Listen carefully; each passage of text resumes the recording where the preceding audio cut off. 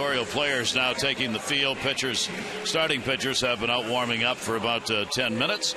Gary Thorne, Jim Palmer back here with you. And after the rain delay, thunderstorms going through, Jim, looks like we're going to get this fourth game and final game of the year, regular season, between these two teams in here tonight. Yeah, everything's just backed up. It was one of those days they didn't hit on the field. The Orioles didn't hit on the field yesterday either because of the weather. It was about 95. So everything's backed up an hour. Same routine. Maybe eat a little bit different. When you come in, you figure, okay, well, we're probably not going to stay. And the great thing about playing now, it used to be when the rain stops, the rain will stop. Now you have the radar. You get some kind of idea of when the game's going to start. So it'll be just normal, but it'll be starting a little later tonight. So you eat a little differently up here in the booth when you have these rain delays? More often. More often, way too much, or more of the stuff that you normally wouldn't eat. When the Yankees are in town. Oh. There are a lot of people. Their entourage, it's there. Better get it before they do. That's really what it comes down to. This has been a feedback day, and all I needed was to have an extra hour. And I took full advantage of it. All right, as we get ready here with the teams warming up, Mariano Rivera is going to be recognized here tonight by the Orioles with a special presentation to be made by the ball club. There is Mariano, who's come out and is waiting here. Buck Showalter said before the game, I'm going to go out there out of respect for him and because I personally like him. But, this is hard for me. I mean, he's an opponent. I don't usually get involved in these sorts of things when we're playing the other team and have anything to do with what's going on. But obviously in this situation, this is different. This is a special occasion. So he said, of course, I want to go out there and be part of it. Well, yeah. And again, he was managing when Mariano came to the big leagues as a Yankee back in 1995. And I think kind of like when you pitch, and when you're facing Aaron and you're facing Mays, it's not that you don't respect him, but your job is to get him out. His job is to beat the Yankees as a manager. And so while he has great respect, and all of us do, I mean, you will not find anybody that has been this good, this humble, has the kind of grace that he has had over the course of his career. All right, let's go to Ryan Wagner, our PA announcer. Now time for a special on-field presentation. During spring training, we learned that one of the game's most dominant and well-respected closers would be retiring after this season. Renowned for his great cut fastball, he has been a true competitor and professional both on and off the field. Earlier this year, as he has done in every visiting city this season, he took time to meet with several members of the Orioles organization who work behind the scenes to thank them for their hard work and to learn more about their careers. On the field, he's earned 40 or more saves in 9 seasons, tying the all-time Major League record. And he currently stands as baseball's all-time saves leader with 651 saves. Ladies and gentlemen, let's hear it for Yankees closer, number 42, Mariano Rivera.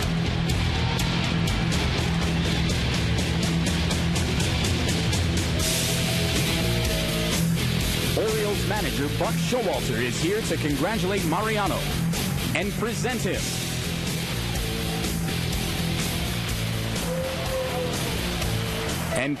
him with a bronze sculpture of a bat breaking in honor of the countless number of bats Mariano shattered over the course of his remarkable 19-year career.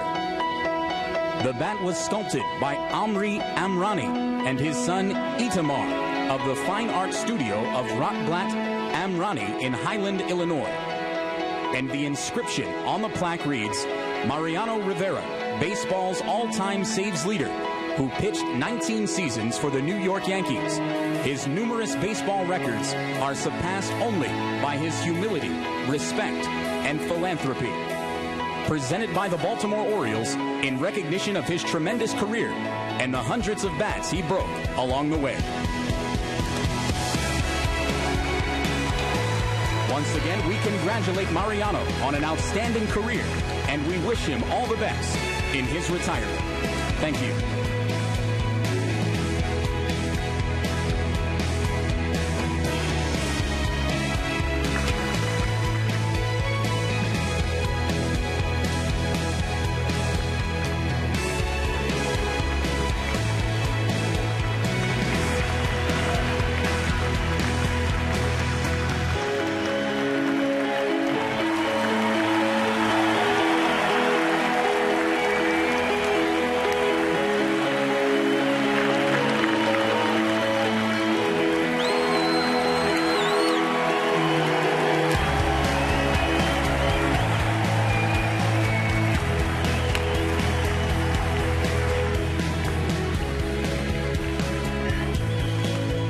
So there you go with a hug for the manager, a tip of the cap for the opposing team, and a wave to the crowd. Mariano Rivera receives his award. There are the career numbers that he's had against the Orioles, and all the Orioles' hope is that's the last time he's on the field tonight. Well, yes, and as we showed you in one of our little breaks, Buck said I'd love to give him a blown save for tonight. But, marvelous career. And this is what makes the game. People come along and over a course of 19 years have this kind of a career. And I can't say it. Never showed a guy up, just got him out. That's your job, and did it with tremendous grace. The Orioles, while he posted those great numbers against the Orioles actually did fairly well against Mariano Rivera as far as defeating him in some ball games and coming away with blown saves over his career, as Rivera against the Orioles overall has a record of 8-9 and 79 out of 88 in the save situations. So the umpires are coming out. Going to have the lineups exchanged here. As we said, when you're in the final series of the regular season, the decision on playing or not playing a ball game is left to the umpires. They are always in contact. Both teams are involved in discussions with them, and they also with the office in New York, because these games, especially this game, these types of games are so important, Jim, because it clearly affects what's going to go on at the end of the season. Yeah, nobody wants to come back and play a makeup game on Monday, because it would be tremendous inconvenience for both the ball clubs, as you mentioned earlier, both of them on the road. So you'll stay here as long as it takes. You said you don't like to use the word window, but I hope it's a big picture window. Yes. Bay window, expansive for at least 3.5 hours, because that's typically the games we've seen. That's how long it's going to take to play this. Yeah. Now the Yankees did make a change. David Huff had been the scheduled starter right up until the conclusion of the ball game last night, Jim, and then they make the decision that Hughes will take his place and be their starter tonight.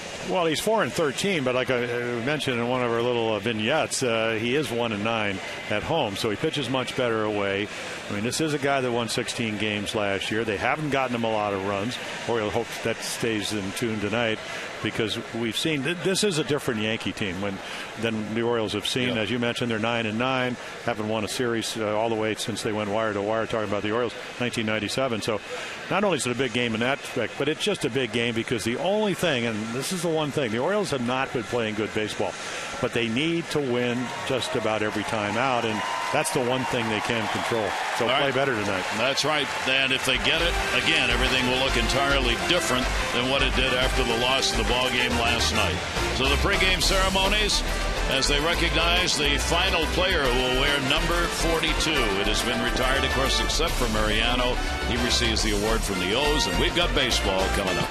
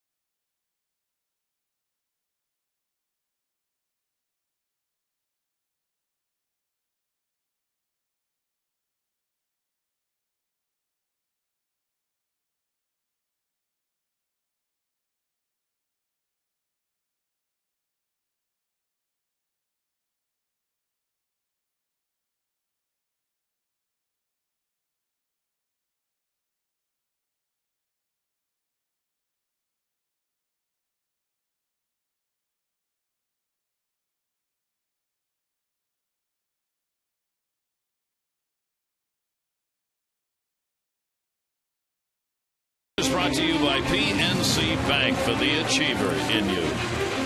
Back at Camden Yards with hopefully the rain gone for the evening. Take a look at our train game time temperature. It really dropped today. It was up in the mid-90s for at least half the day, down to 75 at game time tonight under cloudy skies. Train celebrating its 100th anniversary by offering irresistible financing. It's hard to stop a train, really hard. Here's the New York Yankees starting lineup. Gardner, Rodriguez, and Soriano. Cano, Wells, Nunez, Reynolds, Ryan, and Stewart. And A-Rod has made a difference in this series over the 3 games played. And our scouting report on the 28-year-old left-hander out of Taiwan. Well, better command. He had 2 games. He's had 10 starts since the 19th of July when he came off the disabled list with an oblique problem. Only 2 of them have been bad ones. And in those games, he walked 8. Gave up 11 earned runs. Loves to pitch here, even though he's a fly ball pitcher. 4-2 ERA at 3.06. Boy, that's pretty respectable for Camden Yards. And then the other thing, calm demeanor. You never really know how it's going. You know, he made a mental adjustment. I think Boston, New York, the 2 bad games, he said, I was probably trying to throw a little bit hard. I'm going to concentrate on throwing strikes. Came back and pitched a very nice game. A game where he got a no decision, 2 runs in 6 innings against the White Sox. So the Orioles needing this to even up this 4-game set. And we'll hope that their left-hander is on. The Yankees have done very well against left-handers this year. They are 28-20 against left-handers. Joe Girardi's team 251 off lefties, 245 off righties. Meanwhile, the Orioles here at home 42-32 on the season, and looking to add another in the W column to that here tonight. And the final meeting, as we said, of these 2 clubs, at least for the regular season, the 987th game that the Orioles and Yankees have played in their history. Here's Brett Gardner. Gardner, what proved to be a big run early in the ball game last night when he got a leadoff walk, came around to score on a ground ball as the Yankees got their first run without getting a hit in the first inning. Wei Chen is ready, and the delivery to Gardner, and that is a swing and a miss, and we are underway.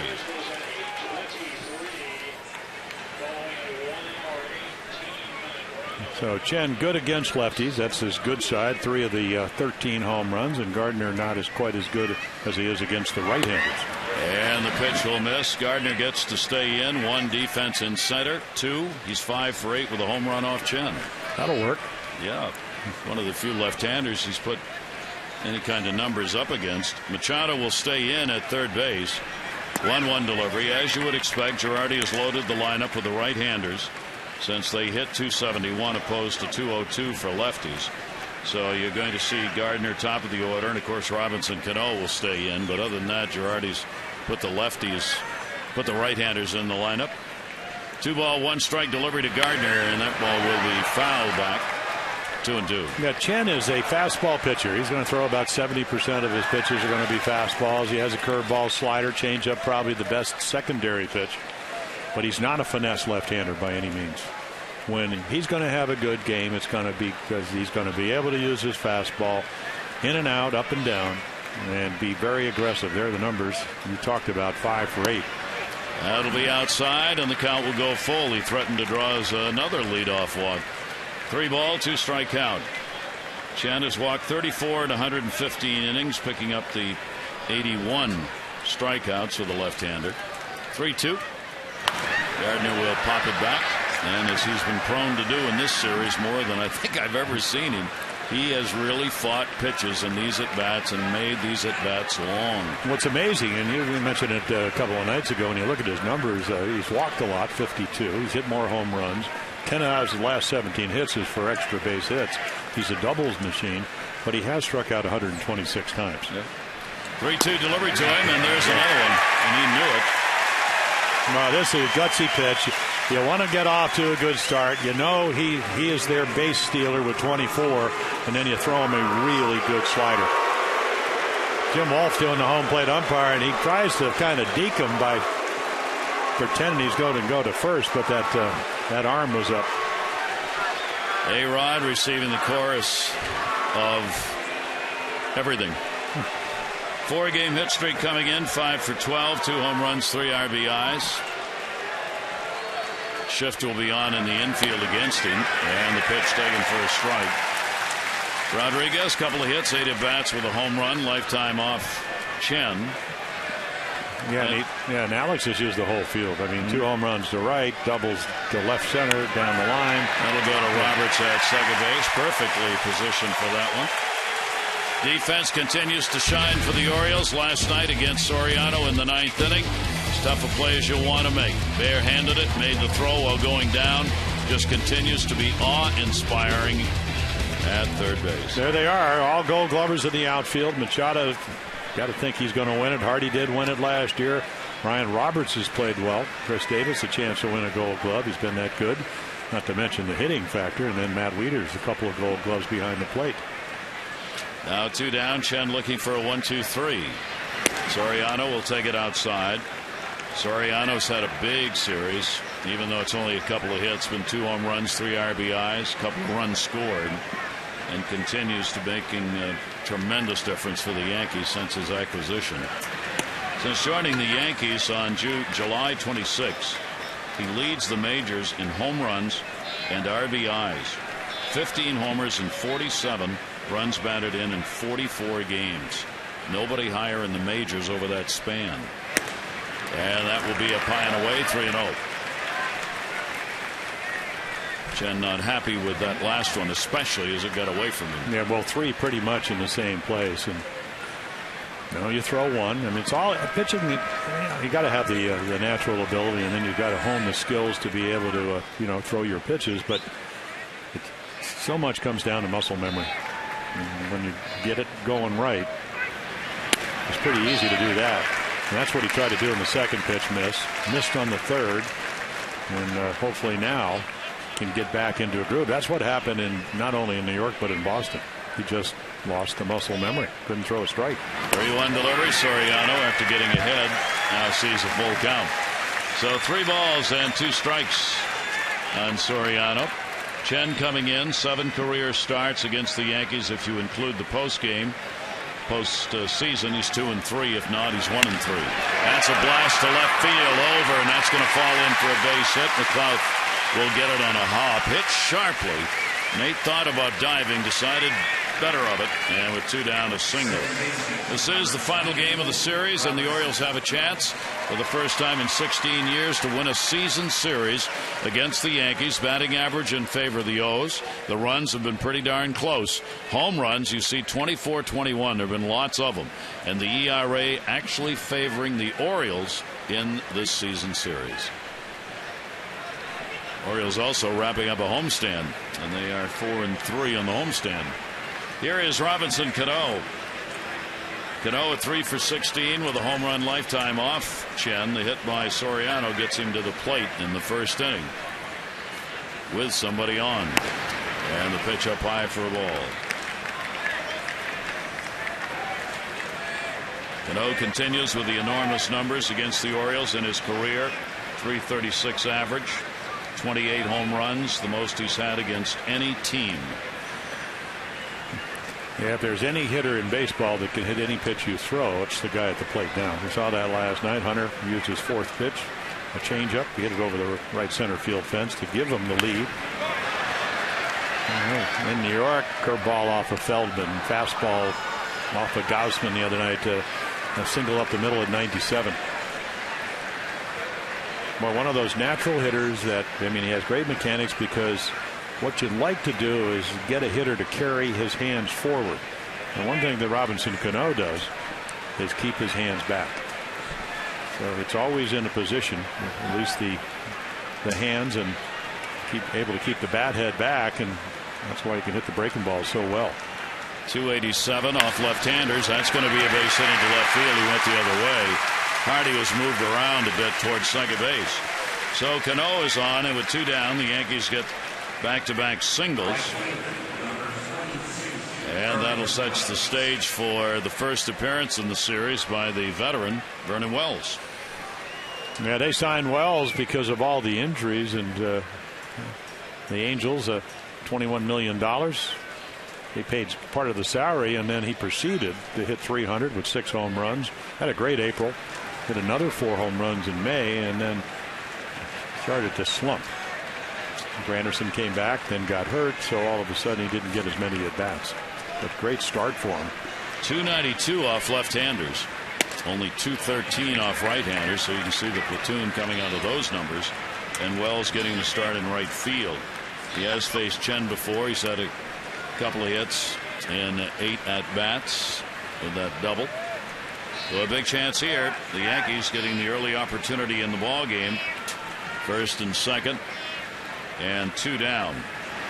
The Yankees are 8th overall in the league with runners in scoring position, hitting at .262 on the year.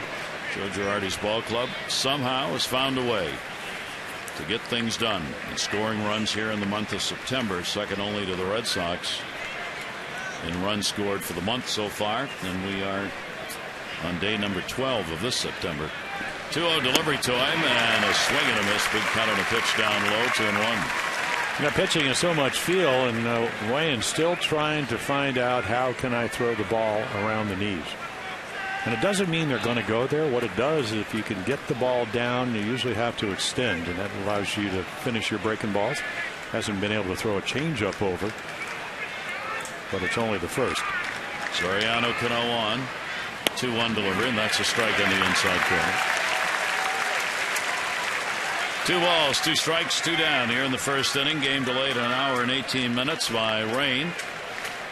Underway here at Camden Yards. The Orioles will be heading to Toronto for a 3-game set after this ball game. The Yankees go to Boston. Down to third base. Manny Machado on the scoop will go to the bag and record the out. No runs, 2 hits, no errors, and 2 are left on base. We'll have a look at the Orioles lineup that'll go against Hughes when we come back.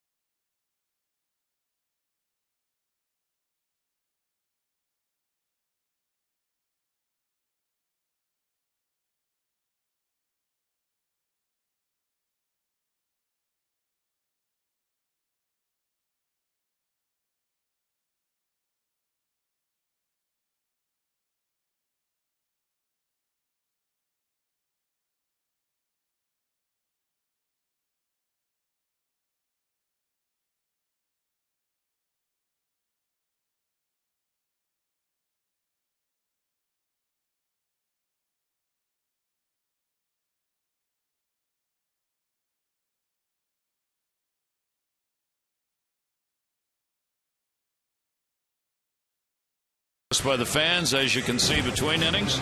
Let's take a look at the Orioles starting lineup. McLeod, Machado, and Davis. Jones, Marquez, Bettamy gets the job as DH. Hardy, Wieters, and Roberts. McLeod 2 for 6, double and a run in the series. And our scouting report on Philip Hughes. Well, redemption time, 4-13, 16-game winner last year. He's just had one of those tough years. They don't score him a lot of runs. Of course, the Yankees, till lately, not because of all the injuries, not scoring a lot of runs for anybody. Well, in the park, home run balls have really bothered him. 5 of them against the Yankees. The Orioles have hit against them. And then New York, well, 1-9 at home with a 6.13. And then on the road, not a winning record, 3-4, but an ERA of under 4 runs a game, 3.84. He works on full 5 days rest. And McLeod will take the pitch down low for a ball. Nate leading it off and starting in left field. There are the overall numbers for him. And the 2 for 6 that he's had in the series. Hughes delivers, and the pitch will miss down low. Chance for Hughes to make a real statement for the Yankees After going 16-13 last year, his ERA has jumped by almost a run a game. 2-0 delivery on the way, and that will be fouled back. Nate McLouth will try and do otherwise against him, as McLouth has got some real good numbers off Hughes with the 8 for 12. And that includes 4 doubles and the 8 hits. So he doesn't mind batting against Hughes. In fact, kind of looks forward to it, I would think. And then Brian Roberts 2 for 16. That's why he's hitting 9th, at least a lifetime. 2-1 delivery and a towering fly ball that'll stay in the yard. Gardner coming over, but Wells is there, and Wells will put it away. Take a look at the Yankee defense. Wells, former Gold Glover in right, Gardner in center, Soriano in left. Nunez, who started early on in this series at shortstop. They go out and get Brendan Ryan from the Mariners. He's at short. Cano, Gold Glover. Mark Reynolds playing really well at third base over across the diamond at first, and then Chris Stewart, 3 of the 4 games here in this 4-game series, doing the catching for the Yankees. And here is Manny Machado, 3 for 12. He's picked up an RBI in this series. He's got the 4 for 8 against Hughes, and he fouls it off. Good article in the latest Sports Illustrated out, featuring all the great infield players, especially shortstops, and Manny Machado included, because under that ultimate zone rating system they use, Manny Machado is #1 in all of baseball. How many runs a player saves or costs his team as a defender. Manny's the best in the game as an infielder, with the highest rating for a ball club. Yeah, my eyes tell me that, and I like it even better when numbers. Now, we don't get to see everybody play at the field, but I cannot imagine anybody having a better defensive year than he has when it comes to range and that zone rating you're talking about. 0-2 delivery. He will put that one up in the air to left center field. Ball had great hang time on it, and Soriano puts it away. Well, take a look at Phil Hughes. So you can see on the road, that's the dark, very comfortable, 384. At home, 613, Pony's average. Again on the road, it goes down, Yankee Stadium. As Larry Rothschild, the pitching coach of the Yankees, said, not an easy place if you're a fly ball pitcher, which Philip Hughes is, especially if you're right-handed and they load him up with lefties. Very short porch. Easy to throw the home run ball. So 2 down. Here's Chris Davis, and Davis will take it for a strike. Chris with a good series underway here, and every night fans with signs hit it here, even if they're across the street out on Lombard somewhere. Here's the 0-1 delivery, and the pitch will be taken inside again against Hughes. He's had 1 home run. He's 4 for 19 against him. Well, he could hit one to Lombard Street. I know he could reach Pratt. I mean, that's not that far. Not for him. 1-1 delivery on the way, and that's into the shift and a base hit. Not a lot of airspace over there to put a ball through when that shift is on, but he found it. The Orioles get their first hit. Well, when I hurt my shoulder, I used to sit in the stands and watch McNally pitch and Brooks Robinson and Aparicio close holes. Blair run them down. If you can hit it hard, it's hard to defend. And this guy can hit it about as hard as anybody. So Adam Jones will come up with a runner on at first base. See if he can get him in. A 1 for 11 in this series against the Yankees. Adams, a career .269 hitter against the Yankees, but this year only .208 against New York pitching, with a couple of home runs, but he does have 9 RBIs against the Yankees in the 18 games played so far.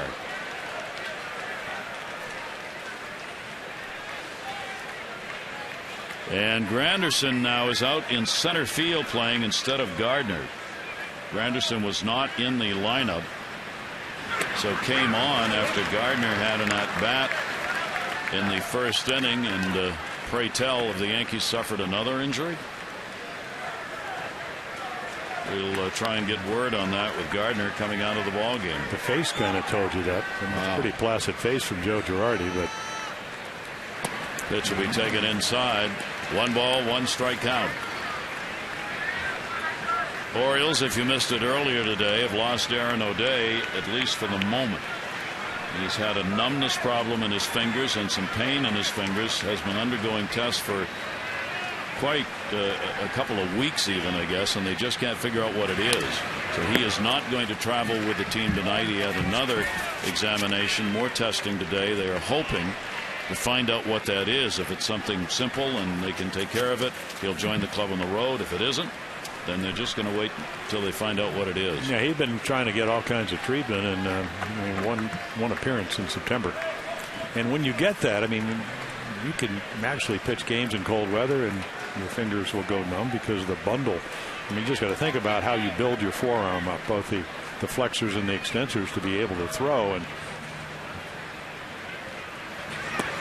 outside to Jones, refused to bite on that pitch. 2 balls and 2 strikes to him. And then you do those nerve conduction tests where they test how fast the nerve travels down your arms, and there's all kinds of norms. But is it your norm? Our good friend Steve Stone said he went through it, and he said one of the more painful things you can go through.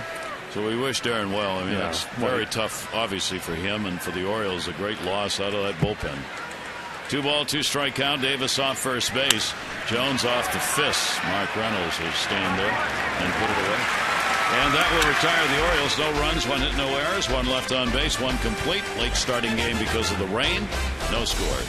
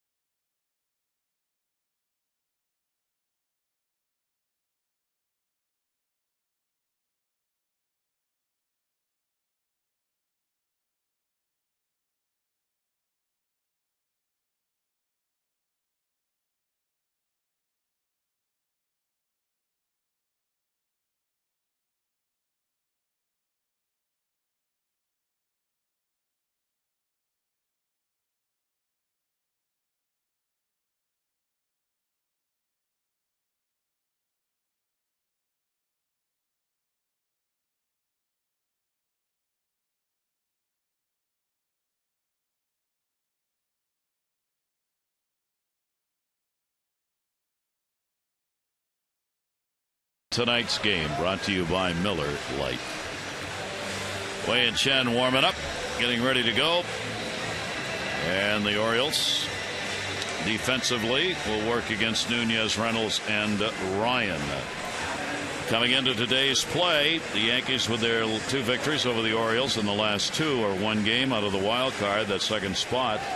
Orioles start the day a game and a half out.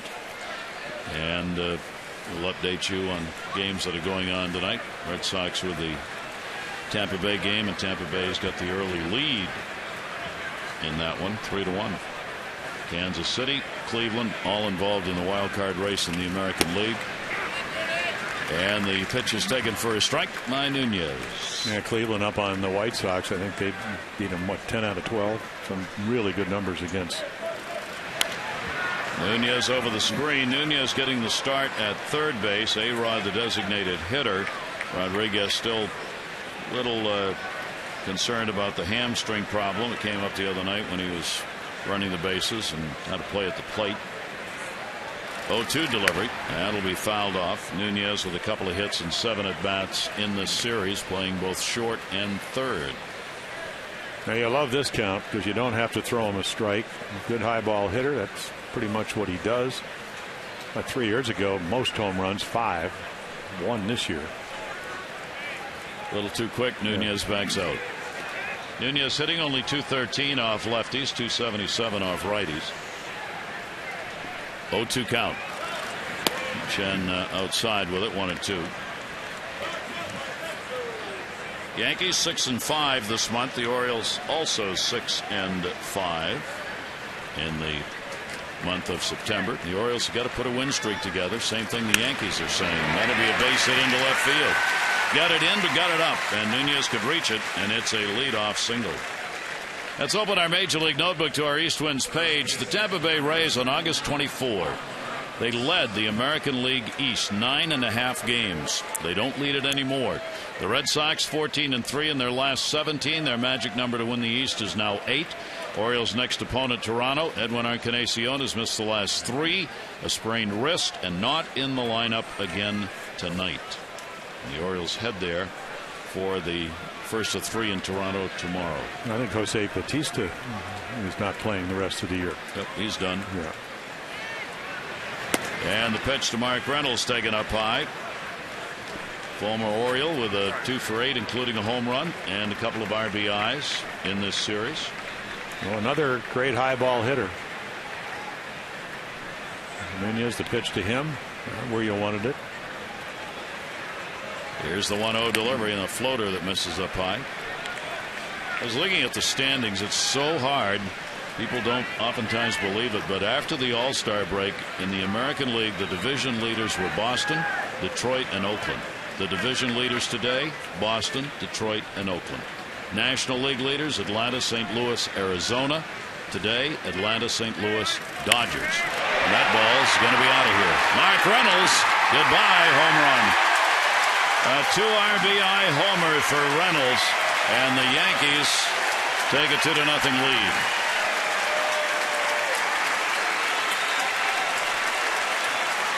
All right, you can chalk that up as he hits number 200. He gets exactly what he's looking for. And that's what happens when you get behind hitters. Ends up in the middle of the plate. He's waiting and just hits a nice little crisp line drive. The one the other night was about 400 feet. This just 0 hang time. Well, the former Oriole really doing some damage here in this 4-game set. Wei Chen surrendering his 14th home run, 11 by right-handers. And the pitch will be taken by Ryan. Down low for a ball. Yankees 2 runs on 4 hits now in the ball game.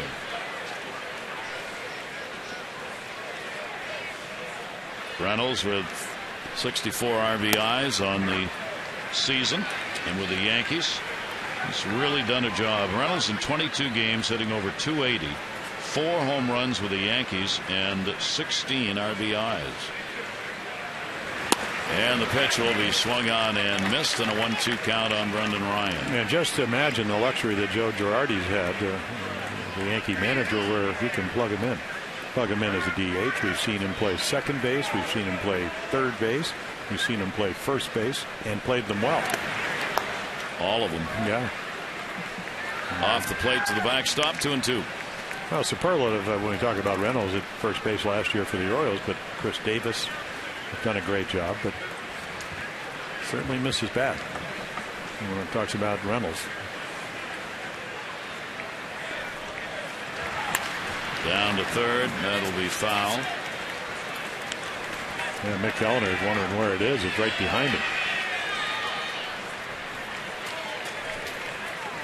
Well, for Wei Chen, he's got to somehow be able to establish that changeup. And again came in on the fist. That one's going to be fouled back by Ryan.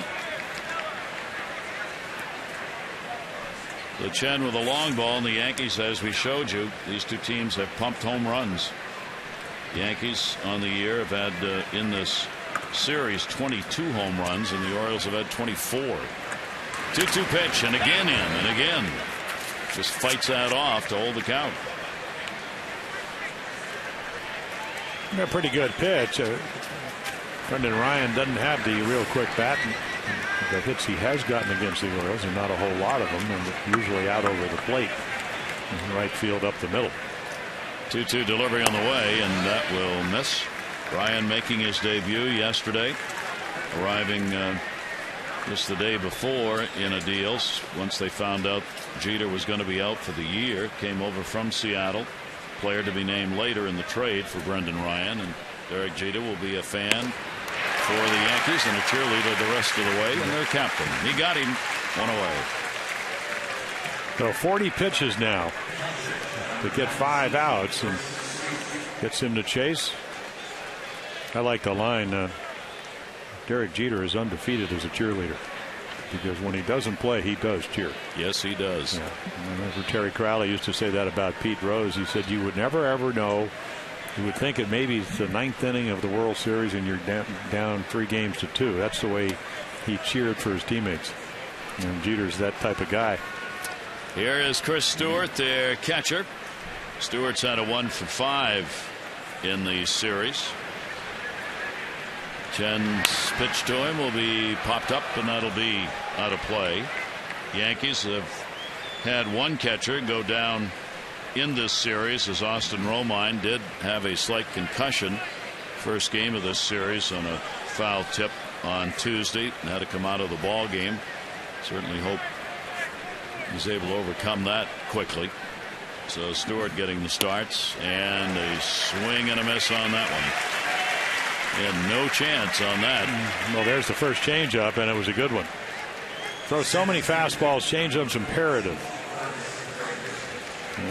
Just even if you're slow, I mean, just think about it. You're Chris Stewart, you're late on the fastball. What do you got to do? Try to speed up the bat.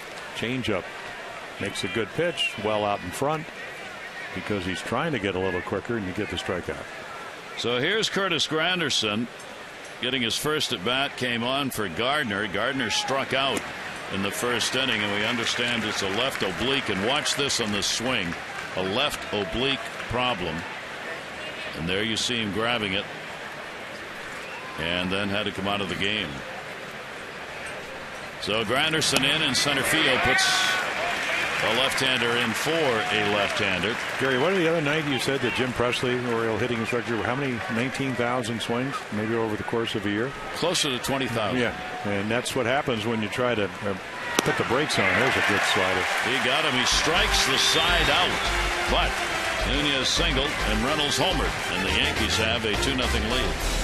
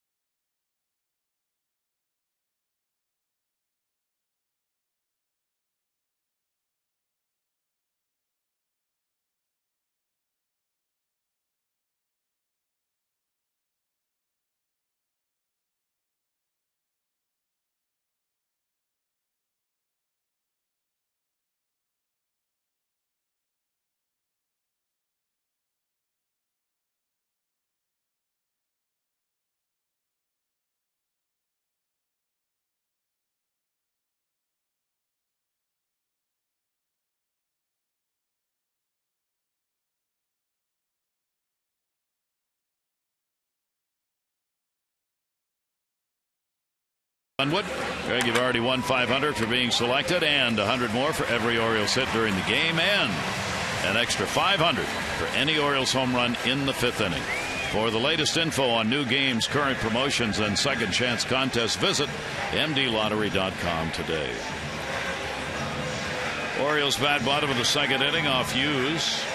Markakis, Benavides, and Hardy will be coming up. Some of the members, new members of the Navy. An enlistment took place before the ball game, enlistment ceremony with a number of new members. Clearly there's a veteran. Just take a look at those ribbons. And here's Markakis, and the pitch will be taken for a strike. Nick has had very good numbers against Hughes, 326 lifetime. A couple of home runs off the Yankees starter. Granderson shallow in center, right where he needed to be. He'll come in and easily get underneath it and makes the catch. So Markakis first out here in the second inning. Yeah, all 4 outs in the year. That's because Hughes comes in with the third lowest ground ball percentage, so turn that around the other way. Third highest fly ball percentage. 9 innings against the Orioles in 2 starts this year. No decision, and then the loss up in New York. 3 home runs in that game, 2 here in Baltimore. Actually pitched well. 2 runs, both of them scored on the home runs. So we can see Olson Betemit, a horrific knee injury, so not a lot of at-bats. Betemit will take the pitch for a strike. He is 5 for 10 with a home run against Hughes, so that gets him the DH job. He has not had a hit in his last 9 at-bats. And a swing and a miss on a foul tip, says Jim Wolf, our home plate umpire, into the mid 0-2. Philip Hughes, 4 pitches. Curveball, slider, changeup, fastball. Last start, only threw 3. Loves the slider. Boy, how did he not get that pitch? Well, you could see Chris Stewart. Yeah, he was ready to throw it down to third. Watch the catcher.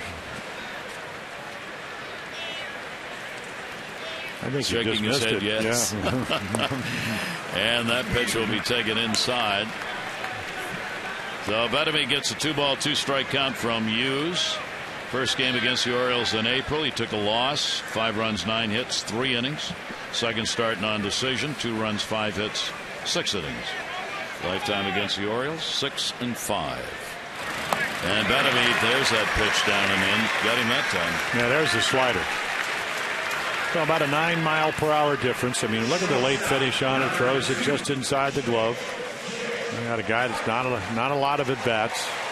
And he's a much better fastball hitter, so they pitch him perfectly. That'll bring up the Orioles shortstop. J.J. Hardy brings a 4-game hit streak in. Continued in this series with the 4 for 11 RBI and a couple of runs scored for Hardy. And that'll be outside doing 4 a ball. Orioles here in this homestand, 4-3 record. They've averaged 3.7 runs a game. Basically on the year they've needed 4 to get wins. Good ERA for the team, 3.09. And that one punched to right field. And that will be played by Wells. And Hughes has a 1-2-3 inning. The Yankees, after 2, have the lead.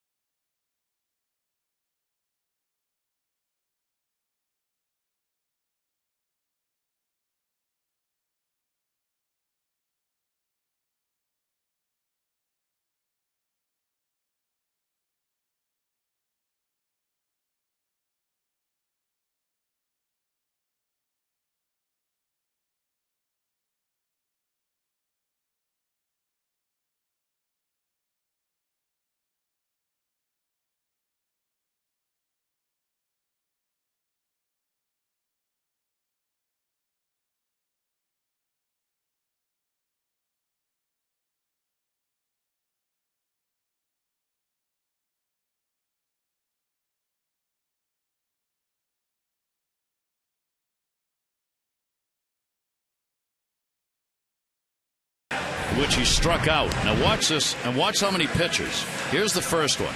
That is a ball. Here's the second pitch. Strike, 1-1. Third pitch, strike 2. He went back to the dugout and ended his at-bat. Well, he had a different strike zone than Jim Wolf did. See, he thought the first changeup was a strike. But it wasn't. Well, he didn't know that. I know, but neither did anybody else. I really think he struck out on 2 strikes. Well, he thought he struck out on 3 because he thought the first pitch probably should have been called. It wasn't. But the point is, he didn't strike out. Well, and he left. Well, then you're out. Well, you are because you left the batter's box in the field, but that's what it looked like to us because that first pitch was not a called strike. Interesting. A-Rod. Well, I suppose when you have games delayed by rain, you got to get up some ground, so we just have 2 strikes for a strikeout instead of 3. And an 0-1 count. Nobody argued. Nobody came out to say anything, but you saw he did not call the first pitch a strike, and there were only 3 pitches thrown. Rodriguez lined out his first time up, and the pitch will be taken up high. A-Rod, the much discussed issues, which, look, he's got every right to play under the rules. He's playing by the rules. But what if the things that he is charged with end up in a suspension and the Yankees are able to get into the postseason and he contributes, and he is? Well, I'll tell you where I'm coming from. I think that Bud Selig tried to make him the poster boy for PEDs, and the penalty is too severe. And if he had given him what the union would have agreed to, and Michael Weiner said that, he'd be suspended and he wouldn't be playing. Yep. So you can't undo all the stuff that's happened and blame one guy. No. I'm not saying he doesn't have some blame. And that's what this is all about. Yep. If they had said Alex the rest of the year, he would have said thank you very much and I'm gone, just like Ryan, Brian, and the rest of them. But a whole year is just so much more severe than anybody else. And you can look at it other way, but it would have been over. We wouldn't be talking about it. He would be suspended. He wouldn't be beating the Yankees, and he wouldn't be irritating a lot of guys. Yep. That's all. And it's just simple. The way I look at it, as simple as it can be. Well, he's certainly making a difference. His presence in this lineup has mattered more, I think, than anybody would have thought, because it was pretty clear at the time when the proposed settlement was offered by the union that the Yankees weren't anxious to have him back. Probably they would have been the happiest people on earth if A-Rod had been suspended. They aren't anymore. I don't think they ever expected him to have the impact on the ball club that he's having. Pitch will be taken up high, so he plays, legally so, and is making a difference. 3-ball, 2-strike count. This will be the 8th pitch of this at bat to Rodriguez. I think you have to add, another thing you can add is that he may not have taken the suspension even if the union thought it was the right one. I mean, that was his decision to make. And I mean, that's part of the grievance agreement that you and the only reason that the commissioner, I think, felt that he could suspend him longer than either 50 or 100 games is because he didn't test positive. In fact, none of them did. And they are saying, at least, he hindered the investigation. Yeah. Pitch is outside, so Rodriguez will draw the leadoff walk here in the 3rd inning. Help the Orioles. Sinai Hospital and Care First. Support a great cause. Save the American Heart Association's exclusive 50% ticket offer, which includes the upcoming Blue Jays series the end of September. You can go to Orioles.com/AHA. You get reduced tickets, 50% off. All you got to do is donate $10 to the American Heart Association for each ticket purchased. Half price. It goes to charity. Great cause. Orioles.com/AHA. And here is Soriano, and the pitch is there for a strike. Can't beat that. Get to see Oriole baseball. Get to come to Camden Yards. Make a difference in the community. That's a bonus. 50% off tickets. Rodriguez on with the first walk surrendered by Chen. Second leadoff man on in 3 innings for the Yankees. And a big uppercut by Soriano at a single his first time up. 2-0 lead for the Yankees. We're in the 3rd inning. Yankees with a chance perhaps to pick up ground tonight in the wild card race. Chen is working a little too fast for the Yankee hitters. So they've asked for timeout a couple of times already in the ball game. 0-2. And punch the other way. That could be trouble. Marquez coming over, and it's a fair ball. Down in the wet part of the corner. It'll be a double as he gets it back in. A-Rod, who can hardly run, will jog over to third base, and Soriano's 2 for 2 with a double and a single. Yeah, he just tries to protect the outside corner. But the ball's up. Having trouble getting it down. Just up enough, and he just flicks it out there. Really good low ball hitter. A little bit luck here. There's your wet spot. So here's a big moment in the ball game early. 2 on, the double by Soriano. Rodriguez at third. And Cano coming up. Cano hitting .341 with runners in scoring position. He and Gardner are the 2 leaders on the Yankees in that department. Cano has already had a single in the ball game, 4 for 13 in the series, and he's got 3 RBIs in the first 3 games. And he will take the pitch for a strike. Well, what's happening, and sometimes you can't control it, is that Philip Hughes hasn't won a game since July 2nd. And the more runs he gets, the more comfortable he'll feel. And right here, because of the situation early in the game, infield back, you'll concede 1 run not to give up 2. And then you have one of the best bats in baseball. 0-1 count on Cano. And he too is going to try and slow Chen down here. This is all about trying to get to Chen mentally. They do not want him getting the ball back and throwing it. They want him to think out there, maybe overthink, and they continue to step out against him. Here's the 0-1 delivery. Cano reaching, fouls it back. And he'll do his little stroll. Comes all the way front of home plate, back around. Both of the gloves. Digs in. Digs out. There we go. Little pine tar. Kick the spikes. It's a long time. It's another rain delay. It is. 2 on, nobody out. Cano with the 0-2. And that's going to be outside. Wieters, that's where he'd set up. He blocks it. Yeah, I remember the late Chuck Thompson, Hall of Fame broadcaster, doing Steve Stone pitching against Mike Hargrove. He had even more mannerisms. And he's going through it all. It's on a radio broadcast. And then he goes, Stone did exactly what he should have. Walked off the back of the mound. And the minute Hargrove got ready to hit. That's the cat and mouse game that gets played sometimes. Here's the 1-2 delivery, and that's going to be away.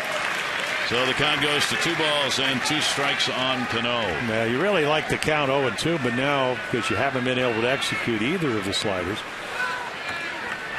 it's getting a little bit more where you don't have a lot of room off the plate to work with. Cano coming in with the 5th best average in the league. Also starting the day 5th in RBIs. He got his 100th RBI last night. 2-2 delivery. Thought about it. It's even further outside. He takes the walk I've never seen before between the catcher and the umpire. That was a good one. And a 3-ball, 2-strike count. So Chen, after getting ahead of him 2 strikes, takes the count full. And the pitchers are piling up. 63. Well, the Orioles have a lot of options in the bullpen. You got Josh Stinson, a starter. You got Steve Johnson, a starter. Neither of them up. 3-2 delivery, and walked him on 4 out of the strike zone. They are loaded. 2 walks in the inning. Now, you cannot let the Yankees run away with this. I mean, obviously they have a chance to have a big inning here, but you can't not just sit there and think that Wei-Yin Chen's going to be Wei-Yin Chen, because 2 of the last 3 games he's pitched exactly the way he's pitching now, and it's just that he's been wild, and usually he's never wild. Well, we've got 2 pitchers in the game who have had 2 of the worst post All-Star differentials from what they started out with in the league. Philip Hughes had a 4.57 before the All-Star, 6.69 after. Wei-Yin Chen had a 2.82 ERA before the All-Star break. It jumped to 4.72. There's the list of those who had good pre-All-Star starts and those who have struggled post-All-Star game. Albeit 2 of them are the Boston and the Yankee starts, where he gave up 11 runs in about 7 innings. But those are only 2 starts ago. And so he's been struggling. No doubt about it. So the bases are loaded. Rodriguez, Soriano, and Cano. And here is Wells. Nobody out. Infield double play depth. Ground ball to the hole. That's going to be a base hit. Rodriguez will score. Soriano's coming. Here's the throw by McLeod, and not in time. A 2 RBI base hit by Wells, and the Yankees have a 4-0 lead. Vernon Wells, veteran hitter. As you mentioned, close to 300 against lefties, real aggressive. Actually goes down and hits a pretty good pitch, but he pulls it. So he has to be looking for it. And hits it hard enough to get it by Hardy. And then Soriano, even though it's pretty wet out here, he knows the scouting reports. McLouth runs him down, doesn't have a good arm. 47 RBIs for Wells. It'll be Steve Johnson up in the bullpen for the Orioles. No outs here in the third inning. 2 runs in. Cano stopped at second base. And here's Nunez. And he'll take the pitch up high for a ball. So the Yankee bats, who have been at it throughout this month, are at it again. 4 runs on 6 hits. And then Eduardo Nunez, he had a base hit his first time up. He scored ahead of Mark Reynolds on the home run. I don't know. 0-2 pitch. Got that one in the air to left field. Runners will play it halfway. McLouth will put it away. And Nunez is the first out in the third inning. Text Masson's word of the day, memorial, to 29292 for your chance to win a lunch with Adam Jones, presented by Jiffy Lube. Change more than your oil. Help change a life. Drive into Jiffy Lube and support the Muscular Dystrophy Association. Tampa Bay's 3-2 lead over Boston. They're in the 6th inning of their game. We'll have finals on these other games because of the Orioles' hour 18-minute rain delay. Cleveland 6-1 over the White Sox.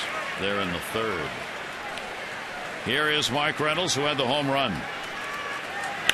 Reynolds will go after the first pitch, pop it up, and that'll be out of play. So Mark against the Orioles, picking up RBIs and some pretty good averages. He's had 2 home runs against the Orioles this year and 5 runs batted in against the O's.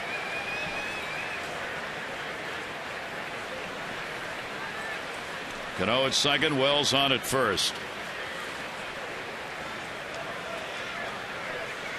Chen with the 0-1. 2-strike count.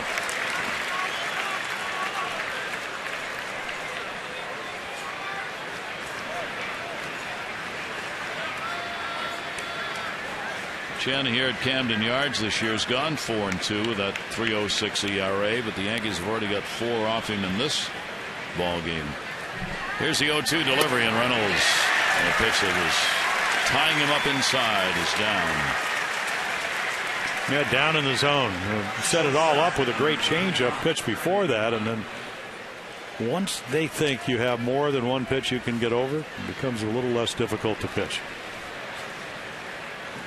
And that will bring up Brendan Ryan. Ryan with runners on at first and second still. 87 games with the Mariners. Almost all of them at short. He hit 192. 3 home runs, 21 RBIs. Pitches there to the high strike called against Ryan.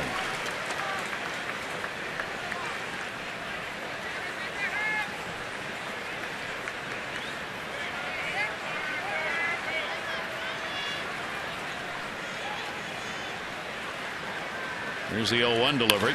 Down to third. Machado short hops. Gets the out.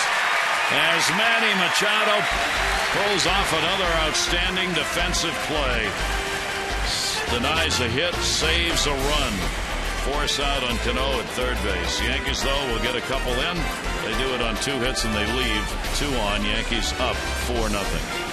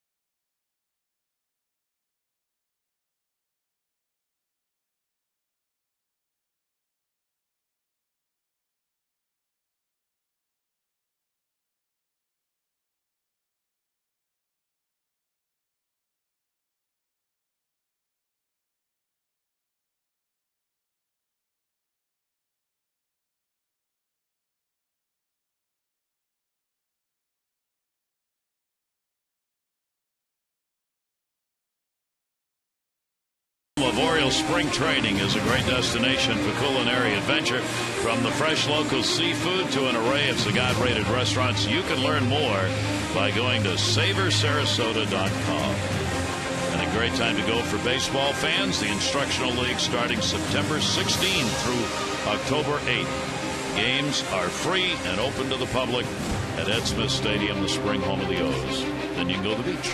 That's right. Summer in Florida. One of the great, well-kept secrets for some. Yeah, quiet. Not much traffic. No. Nice weather. Fish are still biting. Here's Matt Wieters. And then you get to see some of the young phenoms. Trying to impress. So they're real efforts. Wieters fouls it back. Wieters, Roberts, and McLeod do up here. Matt brings a 194 career average against Hughes into the ball game. He's had one lifetime home run against him. 27-year-old right-hander. That's going to go to the gap. Right through the middle. Cut off by Wells. Going to try for just one. As nice play by Wells to get over there. And Wieters stays at first base with a long single. Well, here's a former Gold Glover, and Matt says thank you very much. I'm going to get a little hanging slider. Comes right back into the middle of the plate. And he hits it out to right center. It looks like off the bat it's going to be a double, but Wells does scurry over.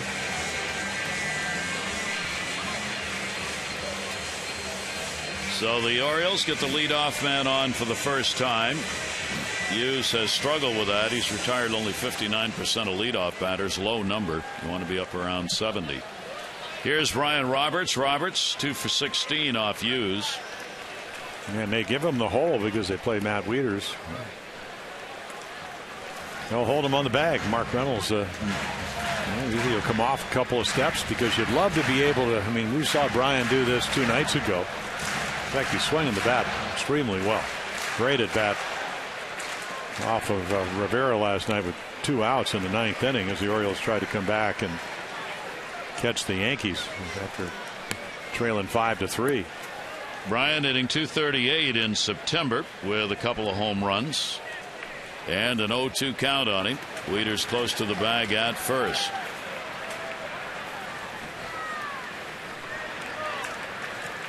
And the 0-2 delivery, and that'll be up high. Brian will take that one. Brian batting 9th in the order. Nate McLeod waiting on deck. Runner on, nobody out. 4 runs, 6 hits for the Yankees. No runs, 2 hits for the Orioles. Davis and Wieters have had the singles.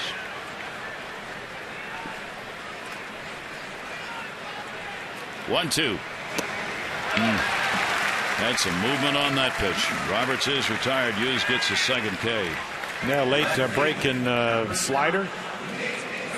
Ends up in the middle of the plate, but the break, I think it's off the plate and then comes back in. And Ryan trying to wait as long as he can and just couldn't quite get it. That'll bring up Nate McLeod. Fly ball to right field his first time up. Nate with a couple of hits now, 7 at bats in the series. Infield moves, outfield rather, moves around towards left and in. Both Soriano in left and Granderson in center. In a couple of steps. Wells stays deep and right.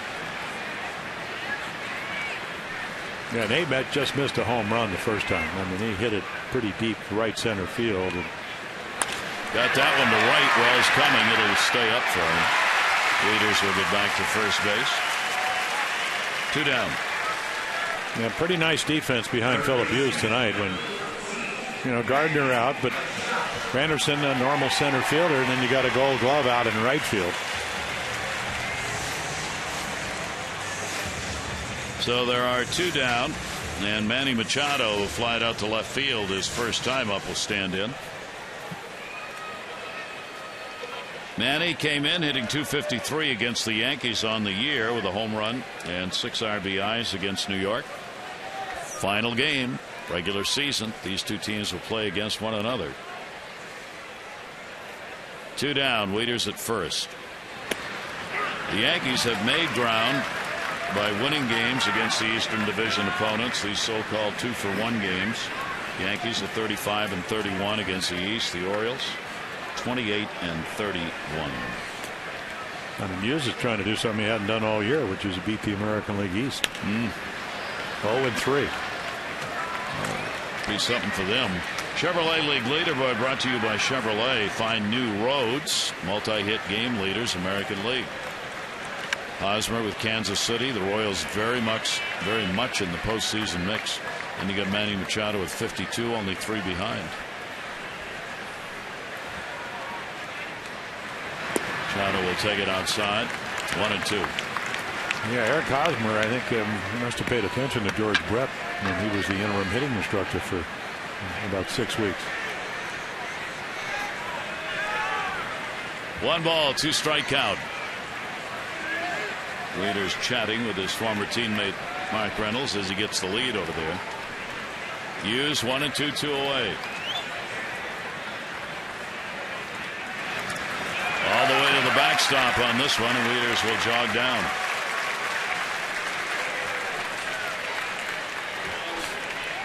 Now look like a little changeup or slider, but I think whatever, he bounces it, and Stewart can't block it or doesn't block it. You know it's going to be a wild pitch if it hits the ground. 5 wild pitches on the season for Hughes. Well, those get a runner to second. Yeah, that little glimpse of light. Get a base hit here, get back in the game with a run, 2 outs. First runner to second for the Orioles. 2-2 delivery by Hughes. Machado got jammed and fouls it back over the screen.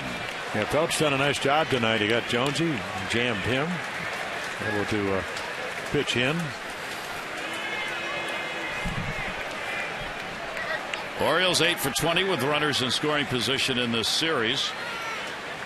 They've moved back up to 4th in the league on the year, hitting at .268. 2 ball, 2 strike count, 2 down.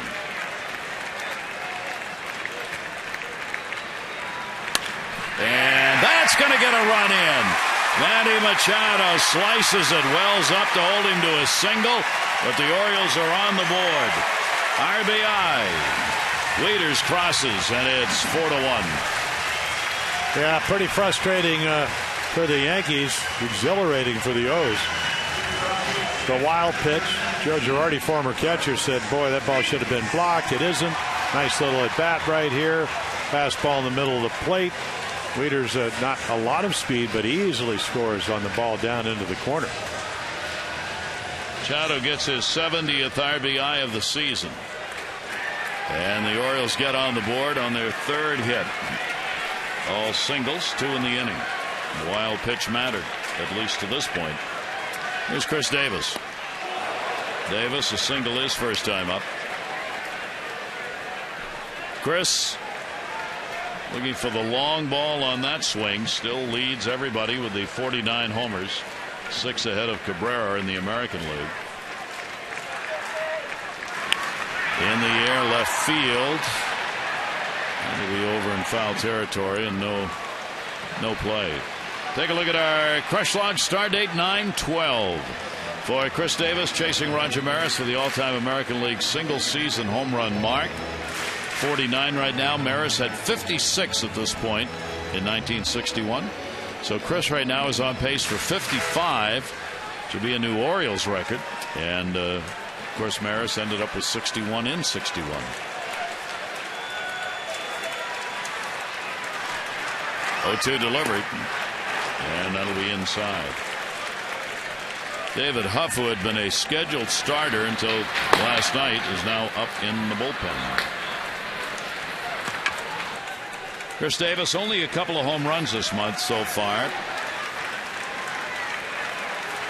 1-2 delivery to him, and Chris will take it. Runner's going to move up again. Another wild pitch. Thank you very much. This time, Chris Stewart couldn't do anything about it. Yeah, it just bounces a curveball about 58 feet. Well, maybe actually 60. Doesn't quite get to the front edge of the plate and then kicks away. And down to second base. Cano now taking over the job Derek Jeter used to have, kind of acting as the field captain out there when he thinks things need to be talked about or changed. comes in to have a word with Jeter over there on the bench. Davis with a 2-ball, 2-strike count, 2 down. Another chance for an RBI. And Chris will follow back. Yeah, that ball a little lower, and it might have been 4-3. And we'd have to kind of watch what Buck Showalter does when they go to the handshake. It's going to be interesting, the next one. It's not only be home run number 50. I don't think he dares to pull his hand away. He talked about that clip we showed you earlier. I just think a knuckle thing, you know. Well, yeah, that'd be so gentle. Yeah. 2-ball, 2-strike count again. Machado off second. Davis will take it. Just misused. Thought he had him. 3-2. Well, he certainly wanted that pitch, and there's been a couple.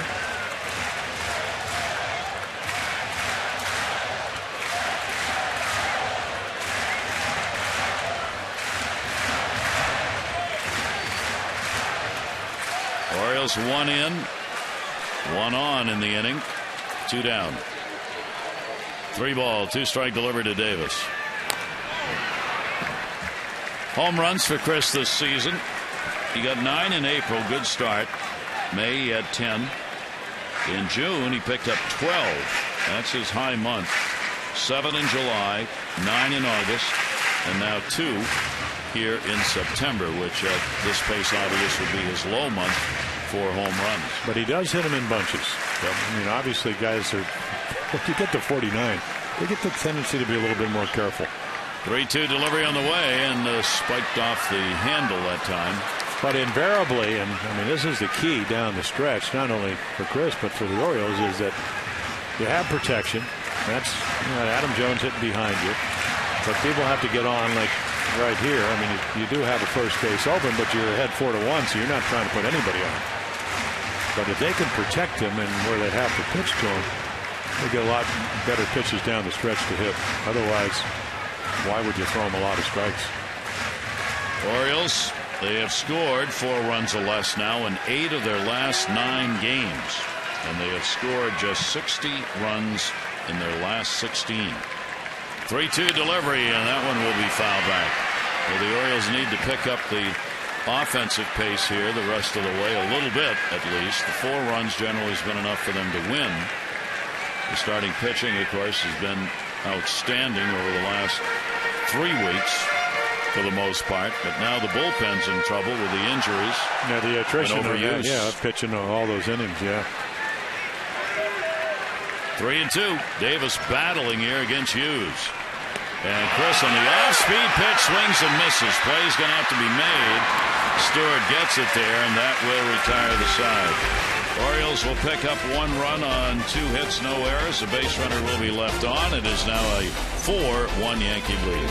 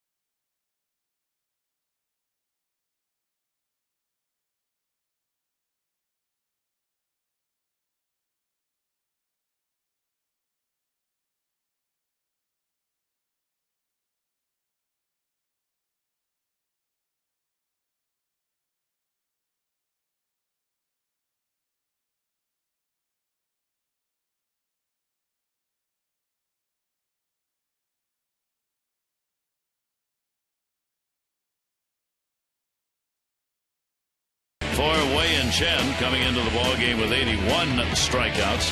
He would start out early in the game, getting the leadoff batter on a strikeout, then go to the second inning after giving up a home run, would strike out the side. 5 strikeouts so far in the ballgame. 4-6-0 for the Yankees, 1-3-0 for the Orioles as we go to the 4th inning.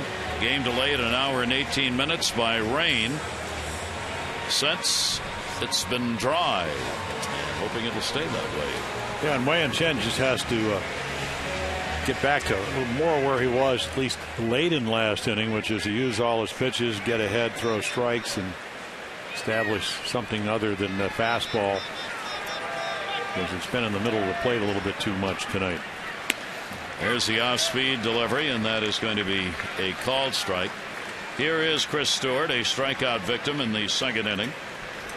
Probably on 2 strikes, but nobody argued. He went back, sat down. And the pitch is taken outside. 1 ball, 1 strike count. Wei Chen trying to settle down here. He needs a couple of efficient innings with that pitch count up to 74. And we're in the 4th. 1-1 delivery. That'll go to short. Hardy on the 1 hopper.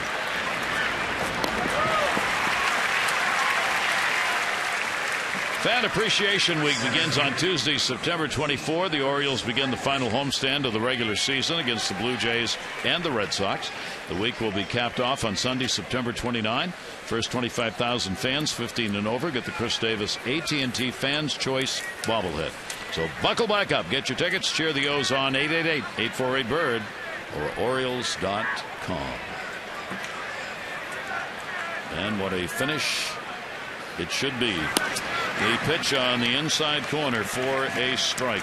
Granderson came on for Gardner, who left with a first at bat, having struck out. A left oblique problem took him out. Granderson on the big cut. 0-2. Granderson also struck out in his first at bat. Yeah, that was the best sequence of breaking balls that Wei had all night. And he just dropped a couple of sliders. Curtis swung through him, went back to the bench. Granderson, a 1-2. And that'll be fouled away. Granderson, 242 off the Orioles this year. A couple of home runs, a couple of RBIs. Yankees with a 4-1 lead. Wells, the 2 RBI single. Reynolds, the 2 RBI homer. And the Orioles got back a run in the 3rd on the single by Machado.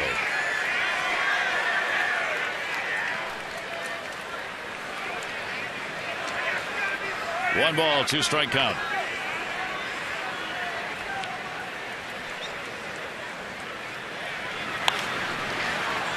Towering pop-up. Everybody can get under this. Jones will come in and put it away. There's the second out of the inning with nobody on. Time for our AT&T Mobility Trivia Fact. Innings 1 through 3, the Orioles run differential plus 71, 3rd best in the majors. Innings 4 through 6, a minus 54, 28th out of 30 teams. From the 7th inning on, a plus 26. So they've been hurt in the middle. Yeah, and that's usually a couple of things. That's when your starters struggle, and we talked about all the innings for the bullpen this year, and it's also for most ball clubs, if you're going to get to somebody, if you can knock a starter out, those are the innings where you probably have your least experienced, maybe your least talented pitchers. I mean, that's the soft underbelly of bullpens. You know, right before you get to this, I mean, the good teams have 6, 7, 8, 9. That's why the Orioles were so good last year. I mean, you hardly scored against them, but 4th and 5th in that area, maybe get some guys that don't have experience in the big leagues for the first year. Starters in the minors, long men at this level. 0-2 count on Rodriguez, and the pitch will be in the dirt. Rodriguez walked, scored in the 3rd, lined out in the 1st. Rodriguez now 5th on the all-time baseball home run list, 653. Willie Mays is 4th, 7 more at 660. Chen with a 1 ball, 2 strike count, 2 down, nobody on. And a swing and a miss. And there is the first 1-2-3 inning for Wei-Yin Chen. That is strikeout number 6 in the ball game. Jones will be leading it off for the Orioles when we come back.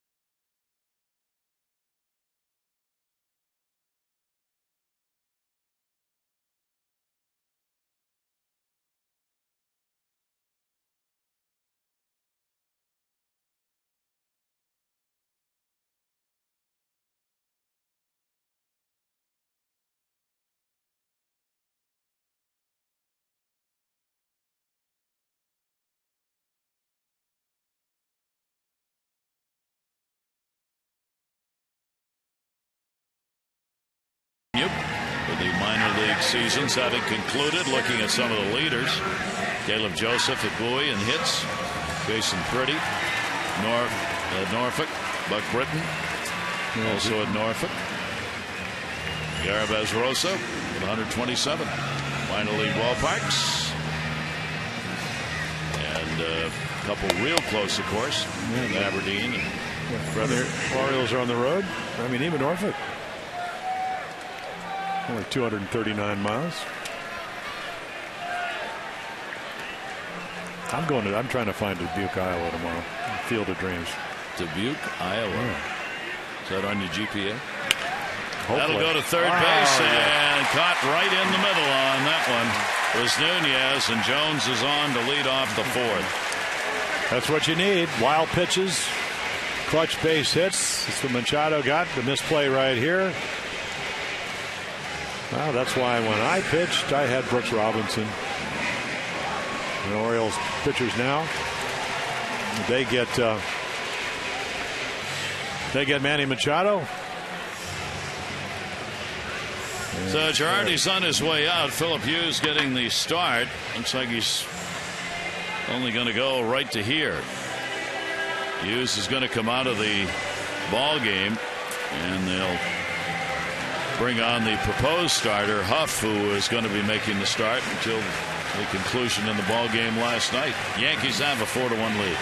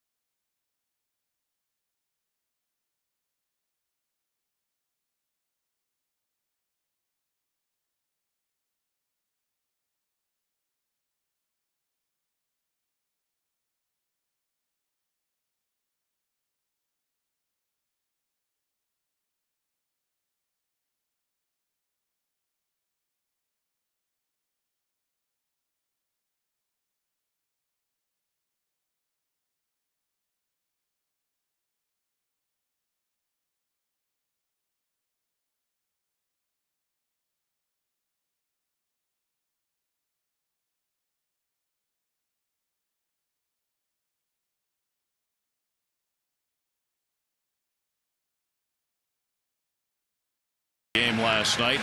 Short time in this one, 3 innings plus. Yeah, he'll leave. I mean, obviously he doesn't have a chance to lose it. David Huff, as you mentioned, was supposed to start. He did get a start against the Red Sox, gave up 9 runs in 3 1/3 innings, 8 hits, a couple of home runs. He got it all done. I mean, almost covered didn't walk anybody, though, because he's always been a control guy. They claimed him off of waivers. The Orioles have seen him as a starter in years past when he pitched for the Indians. So those, and he's actually, at least for the Yankees, done a pretty good job out of the bullpen. So the last one, and that was against Chicago, pitched 5 2/3 innings. So I don't think they'll go that long. But again, a finesse guy, real good changeup. Got a little bit of a cutter, curveball. And the changeup he usually uses to right-handed hitters. He's worked primarily out of the bullpen since coming to the Yankees. Only 1 start, and this is his 8th appearance. 15 hits in 19 innings with those 13 strikeouts. So Huff, the left-hander, on with a runner on at first base. Jones reaching on the error charge to Nunez, and Nick Markakis, who flied out to center field, will come to the plate with nobody out. Markakis 0 for 4 off Huff. And actually, part of a consideration that Girardi had in this game when he moved Hughes to pitch was that the Orioles would then have a lineup in against a right-hander, and if he had to go early in the game to long relief such as this, the lineup would be better suited, as far as Huff was concerned, a left-hander who's pitching against it. And it's so early in the game for Buck Showalter, he can't start substituting players. So we'll see. Yeah, in the back end of Joe's bullpen, because Boone Logan has the bad elbow, is pretty much right-handed dominant. So you don't want to be switching to Valencia, who's as hot as anybody, and now Michael Morrison, and all of a sudden get the matchups that the other manager wants later in the ballgame. Interesting that what you're seeing the Yankees do here is trying to piecemeal a game together with starting pitching by working things 3 innings. If he can get 3 innings here and then go probably with 3 more pitchers to complete the game, would kind of be the game plan. Put up in the air as center field. Granderson is over. Runner tagging Jones, going to take off for second. He'll come back on a strong throw into second base. So Nick Markakis retired. 1 away here in the 4th inning. Will be a change here. Danny Valencia is going to come on to pinch hit, and here's why. Those numbers over the last 10, hottest hitter in the lineup, both with the long ball and base hits. So with the left-hander coming on, here comes Valencia. Yeah, 4 for 4 off of Pettit last night. So it's a nice little run. Well, I mean, he's been red hot. Got him originally because his lifetime numbers, batting average off of lefties, were well over 300 lifetime. Righties was a little bit of a struggle, as you see, but early on he hit more home runs against right-handed pitchers than lefties. And Valencia on the off-speed delivery. He has faced Huff 7 times, 3 for 7 against the left-hander of the Yankees. Well, for David Huff, that pitch right there, the changeup, throws it about, when he does throw it about 72% of the time to right-handers. Try to get him out of the front foot. 0-1 fastball. That's going to miss inside. Orioles down 4-1. 1 ball, 1 strike count, 1 out. Here in the bottom half of the 4th inning, Betemit just had 1 at bat as the DH, so Valencia takes over that role for the moment. Jones at first, reaching on the error. And Huff's pitch will come inside again, and a 2 ball, 1 strike count. Let's see if Danny Valencia looks change up here. With only 1 strike, you have that luxury. That's what Huff loves to throw. Right-handers 294 off Huff. Left-handers 212. Here's the 2-1 delivery, and up high with that, 3-1. There was a changeup, but not even close.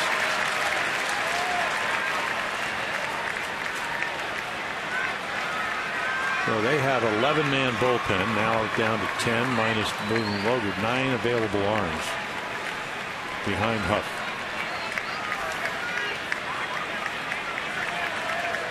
And a lot of managing going on, trying to figure out matchups, not just for now, but later in the game.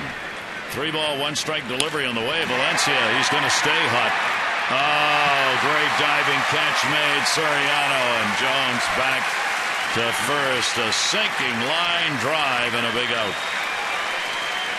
Well, that's the kind of bats you're getting from Danny Valencia. Quality at bats. Hits it right on the nose. Nice running play. Wet outfield.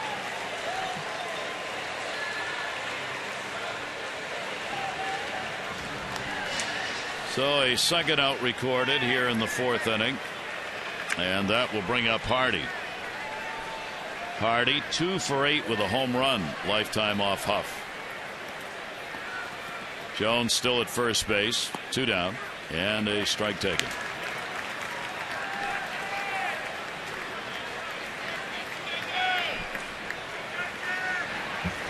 Boston's come back to tie Tampa 3-3. They're in the 7th inning of their ball game.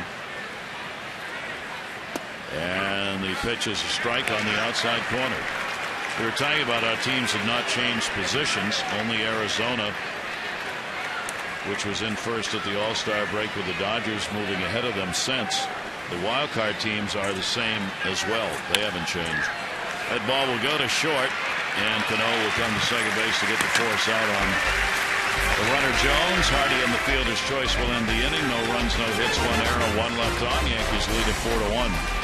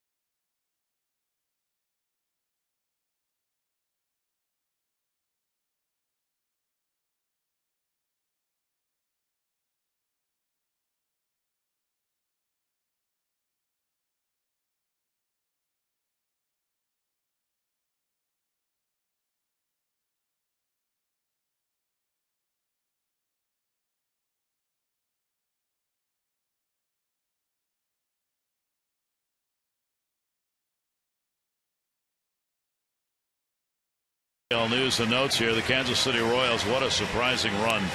27 seasons without a playoff appearance. They're just 2 games out of the wild card chase.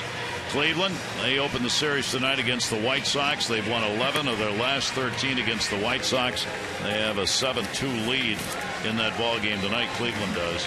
And the game completed this afternoon. Oakland continues to win. They defeated Minnesota 8-2. Griffin got the win, giving up only a run in 7 innings.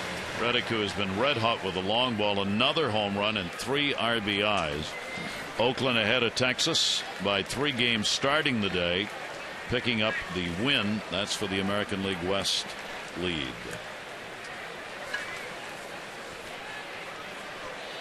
Wei-Yin Chen's delivery grounded to third base. Machado's got it on Soriano's ground ball. 1 away. Yeah, the Orioles went into Kansas City right after the All-Star break. They started with Texas, won 3 in a row, beat Kansas City that Monday night, and then the bullpen took over the next 3 nights. Bruce Chen, Guthrie won one of those games. Bullpen, you found out how good a team they were, and they were very close games. And all of a sudden, what did Ed Yost say? We have to win series, and that's what they've been doing the whole second half. Kansas City off. They're not playing tonight.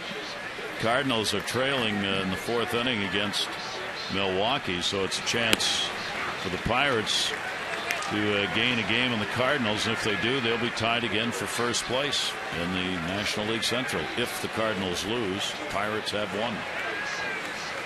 Cano has singled and drawn a walk in the ball game, and Cano will take the pitch, and a 1-ball 1-strike count on Cano.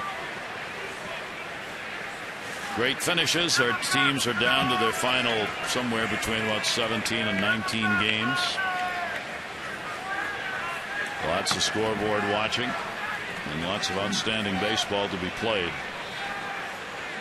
I think for the Orioles, teams they need to beat are on their schedule.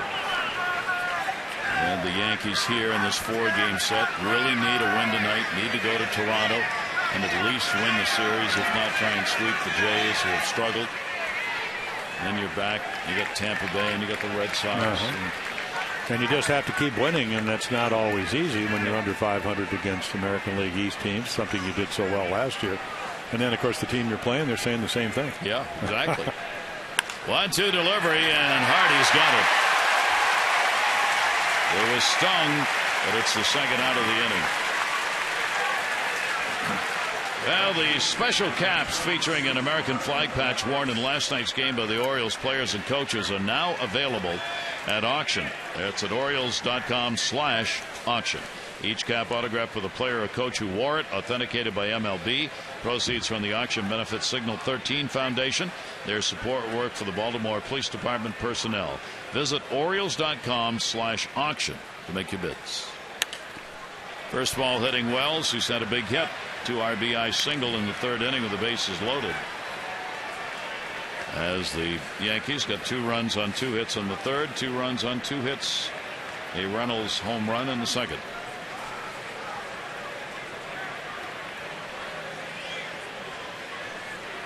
0-1 count on Wells.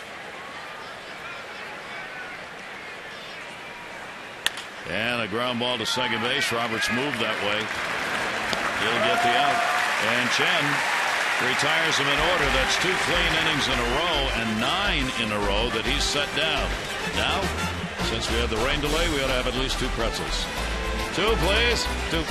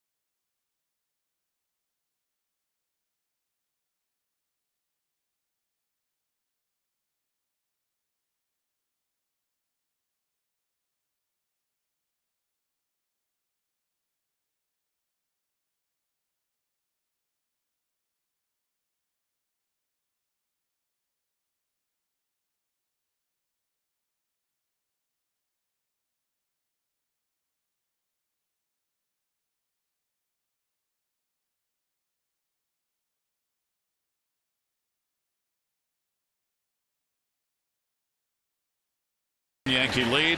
What he's hoping for now after shutting down 9 in a row is a little offensive help, Jim. They don't score a lot of runs for him, but they better tonight. And you talked about it, the last 16 games, 60 runs for the Orioles. So somebody's got to get hot, or they're going to have to do what Earl Weaver used to love. And Buck Showalter will embrace it tonight. That's a 3-run home run, because that'll really get you to either the lead or back into this game. But what Wayne has done, he'd like to say you'll never ever struggle. Well, he did. He gave up 2 runs in 2 innings early on and slammed the door, and you just hope they do come back. And this club's certainly capable, but they're going to have to do it if it gets a little bit longer at the back end of a real good bullpen. Well, we said the Orioles got them right where they want them, because if they get the lead, they don't hang on to it. So that's right. That ball put high in the air, center field off the bat of Wieters, but it'll be hauled in by Granderson, and Wieters becomes the first out here in the bottom of the 5th inning. This is our 5th inning home run bonus.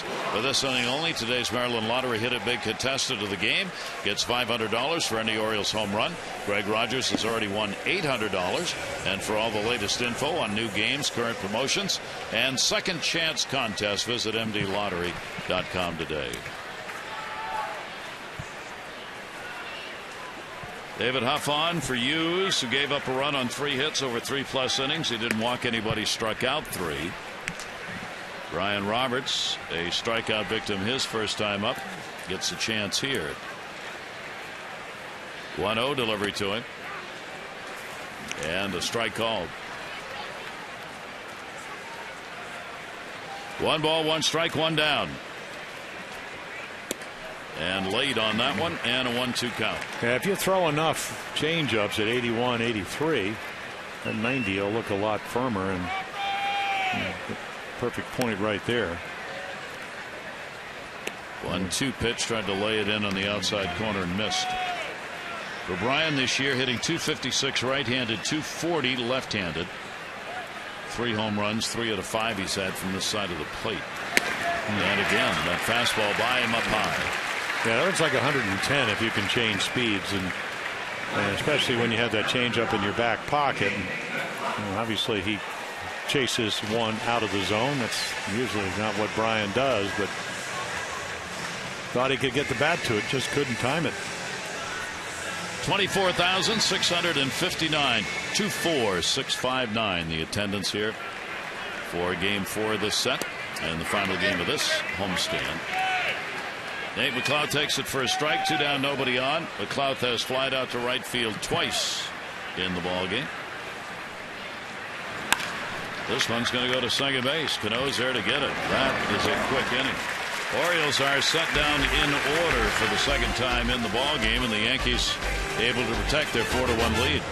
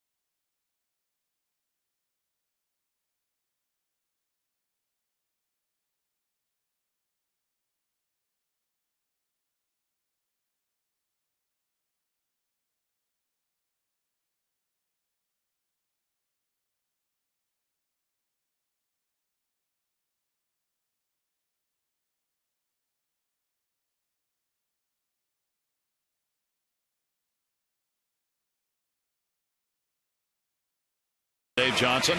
Dave will sit down with Brady Anderson to talk about his 50 home run season and his thoughts on Chris Davis, plus daily updates on the pennant races, scouting reports, and Orioles news before the Birds face off against the Jays. That's tomorrow at 5 on MASN. She got the happy bird on the top with that little face saying, "Get some runs." See? There is an intense fan right there. Orioles down by a score of 4-1. Chen has walked 2, struck out 6. He's retired the last 9 in a row. Last hit was that 2 RBI single by Wells in the 3rd inning that extended the lead at that time to 4-0. The Orioles got one back in their half of the 3rd to make it a 4-1 game, and that's where we are. Here's Nunez. Manny Machado. Both teams anxious to go after that first pitch. One away, 6th inning. Final fireworks night of the season is coming to Oriole Park on Friday, September 27th. O's hosting the Red Sox. Be a great post-game show lighting up the Birdland skies, and it's part of Fan Appreciation Week. Final weekend of the regular season. 888-848-BIRD at Orioles.com for tickets. Fireworks Friday, September 27th.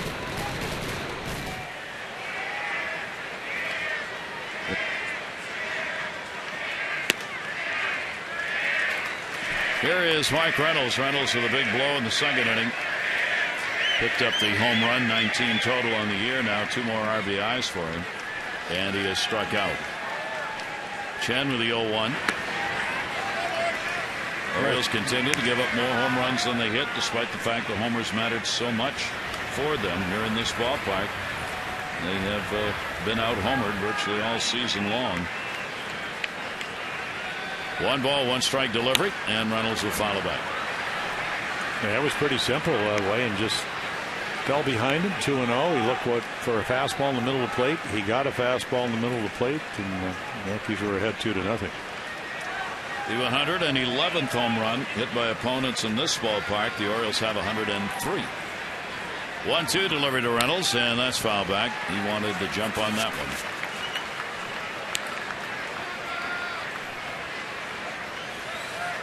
Again, good velocity tonight, just a little bit of lack of command, and it wasn't as much the base on balls, it was just the counts.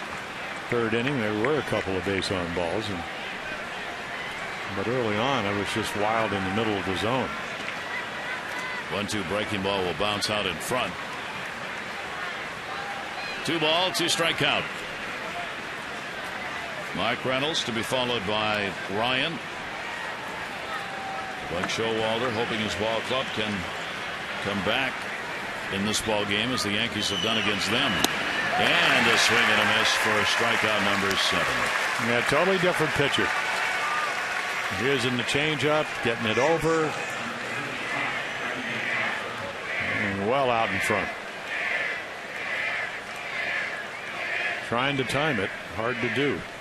Season high in strikeouts for Wayan is 9. Came against Houston. His career high is 12.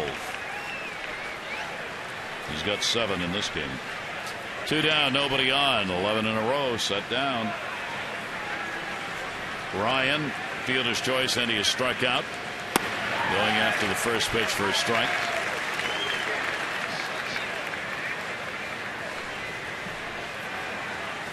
And an even 100. Thrown in the ball game. 0-1 delivery. Yankees go on from here to that 3-game series in Boston. They've got 4 against Texas coming up. That ought to be. Let me take that back. They leave from here and have, looking at West Coast teams, San Francisco and Tampa Bay, and then Houston. So Chen rocking along. Little offense here, and Chen's doing the stuff that needs to be done on the mound. But the Yankees have the lead 4-1.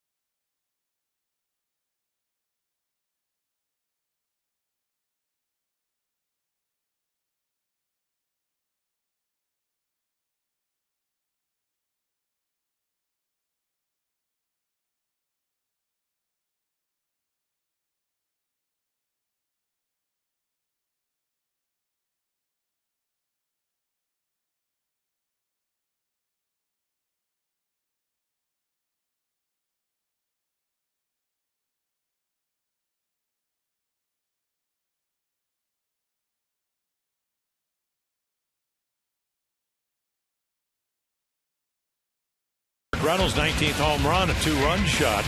Nunez on with a 2-out, 2-strike base hit, and then with the bases loaded, Brendan Wells takes the first pitch into left field. It would be 4-0, and then Wieters with a single. A wild pitch to second, and Manny Machado would get him in. 4-1.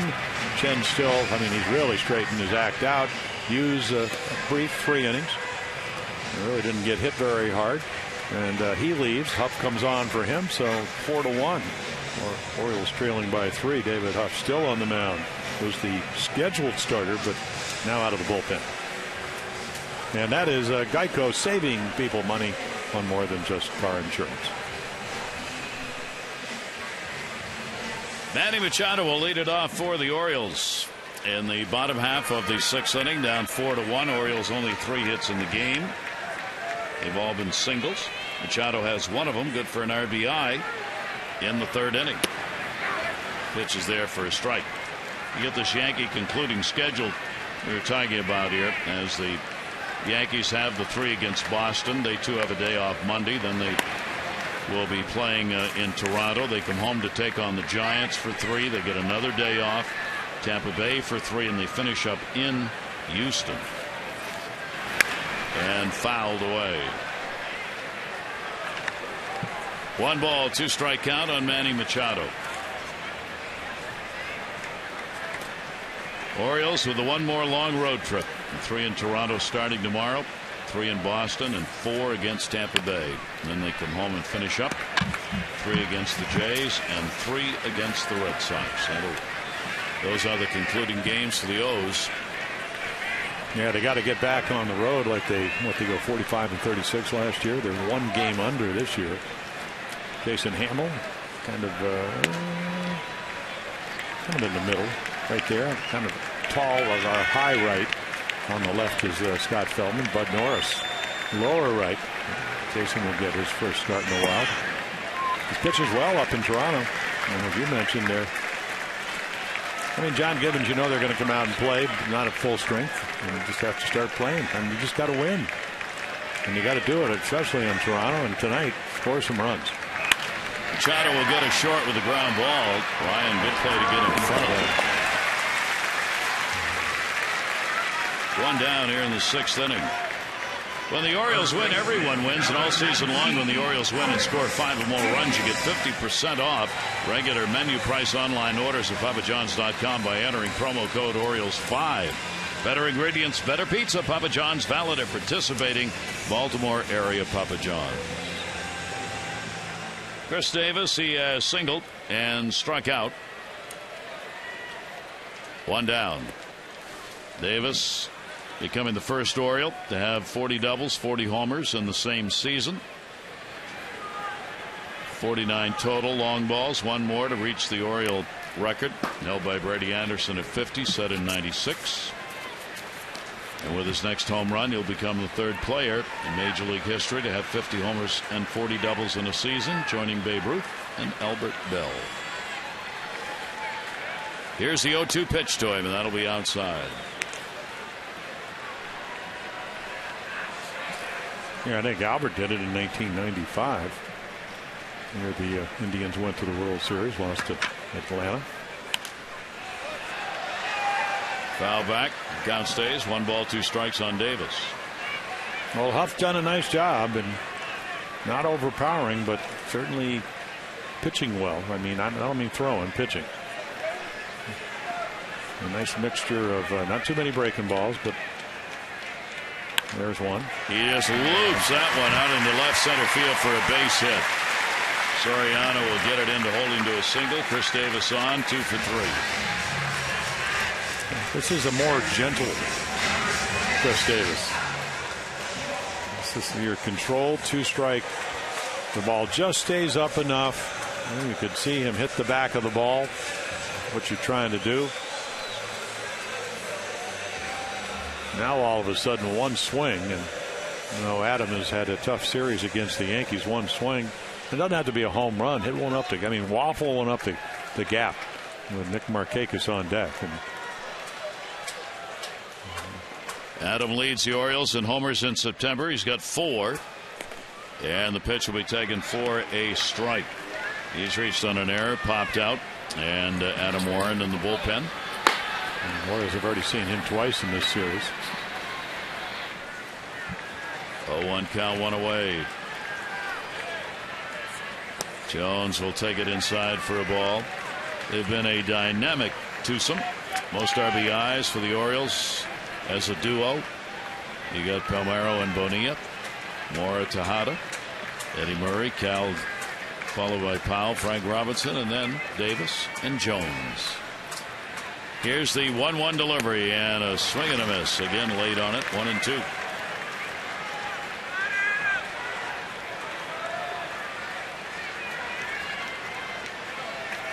Orioles need hits, and a couple of extra base hits wouldn't hurt. With 4 singles, their only hits on the board against Hughes and Huff. 1-2. Jones to short. Ryan Cano. Runners. No runs on 1 hit, no errors, and nobody left on base. 6 complete here at Camden Yards in our rain-delayed game with the Yankees leading.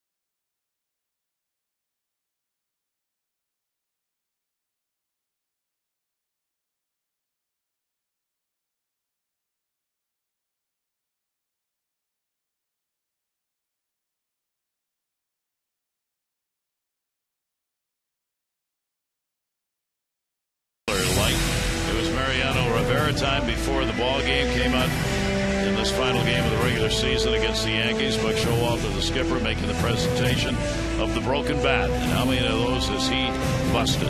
That beautiful sculpture presented to him as a gift from the Orioles. Thanking the opposing team, the Orioles in the dugout. Part of what the inscription said, presented by the Orioles in recognition of his tremendous career and the hundreds of bats he broke along the way. Oh, at least 100. Marvelous career, Hall of Fame career. The Orioles didn't want to see that. Taking his jacket off. Early. A little premature. Maybe he's going to pitch 3 innings tonight. And Stewart will take the ball down the line in right field. Chris Stewart, the catcher, has struck out, grounded out. He may have become part of baseball history tonight, striking out on 2 strikes. I wonder if anybody told him on the bench. Normally, you sit on the bench, you notice those things. Used to be there was always somebody assigned, one of the coaches, to keep track of ball strikes. It's a tedious task. But there was no movement by anybody to argue when he left, and we showed you the replay where it sure looked like first pitch was a ball, next 2 were strikes, and he went back and sat down. I think he thought it was a strike, though. Jim Bolton. Oh, that's what he thought. Yeah. But that's why he went. Yeah. Yeah, I mean, that was my point. And 0-2 delivery, swung on a miss. This time you can go. That is a strikeout, and that is number 9 by Chen. Yeah, you're seeing Wei Chen. This is the way he normally pitches. Uses all his pitches. This is a great changeup. I mean, it just stretches the strike zone. You do that just by getting ahead of the hitter. And because they're going to chase. I don't care who you are. Hitters with 2 strikes, will expand the strike zone some way, up or down, in or out. So Chen has equaled his season high with 9 strikeouts. He did that against Houston on July 30. So he said his career high is 12. Just outstanding work here by Chen. But the Yankees got 4. And that may end that. Deep to right field, way back, and Curtis Granderson. Goodbye, home run. Chen surrenders another long ball with one down here in the 7th inning. Granderson makes it a 5-1 game. Now he just drops the head. So home run last night, triple last night, home run tonight. This is what he does when he's healthy. Take a look at our Lexus Towson drive of the game. Yeah, he must be getting healthy. And he was late early in the game. Chen, does battle him. That's one thing you always know you're going to get from weighing. Struggled in innings 2 and 3, a couple of runs each, and then gets the Orioles into the 7th. Drive of the game brought to you by Lexus Towson, the Baltimore area's #1 Lexus dealer. Come see why they're #1 at LexusTowson.com.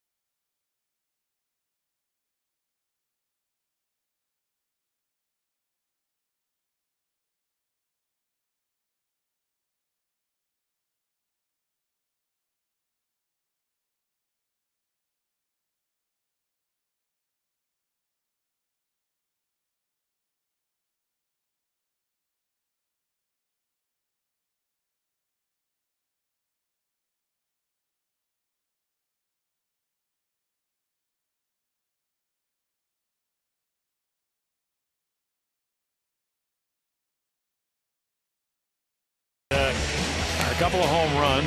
Really made a lot of great pitches. It started on the first pitch of the game. He just got behind Reynolds. He hit a 2-run shot, and they got the bases loaded in the 3rd. Was able, but in between, he's striking out 9 guys. The stuff got better as the game went on until Granderson just jumped on that one fastball. There they are.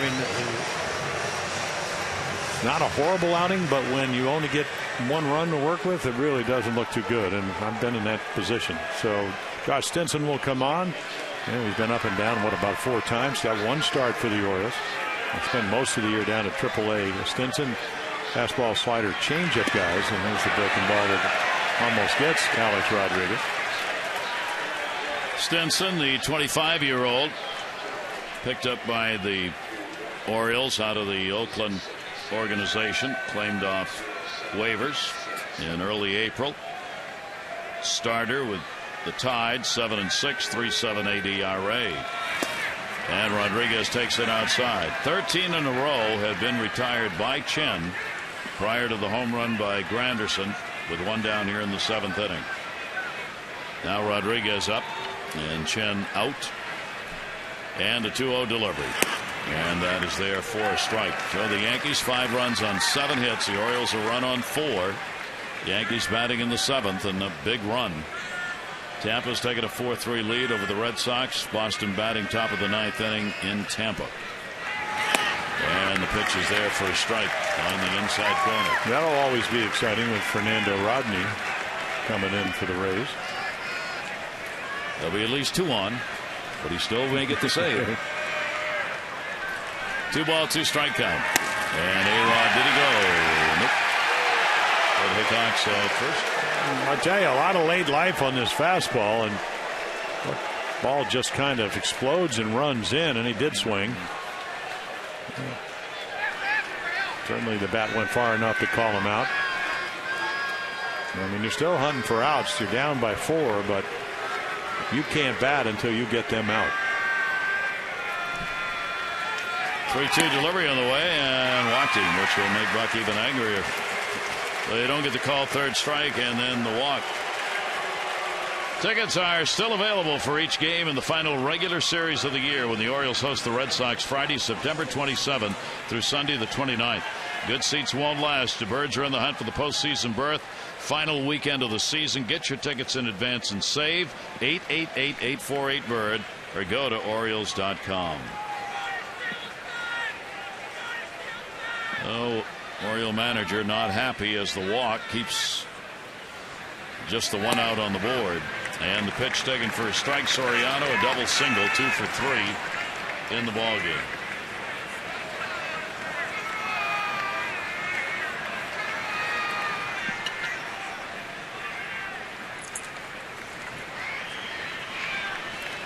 Oh, and 1. Orioles looking for the ground ball. Try and get that double play here. He's got the kind of stuff. Hard slider, sinking, running fastball. He can throw some ground balls. That one fouled off. Stetson with an 0-2 count. And back goes Rodriguez. Rodriguez with a hammy problem, really not running well at all. He's on the base pass. He's just jogging out there. They want to keep him in the lineup. He's the DH. That's why he's not playing third. Keeping him off the field. Trying to protect that hamstring. Here's the 0-2 delivery. Went upstairs on it and fouled it back. Count will stay at 2 strikes.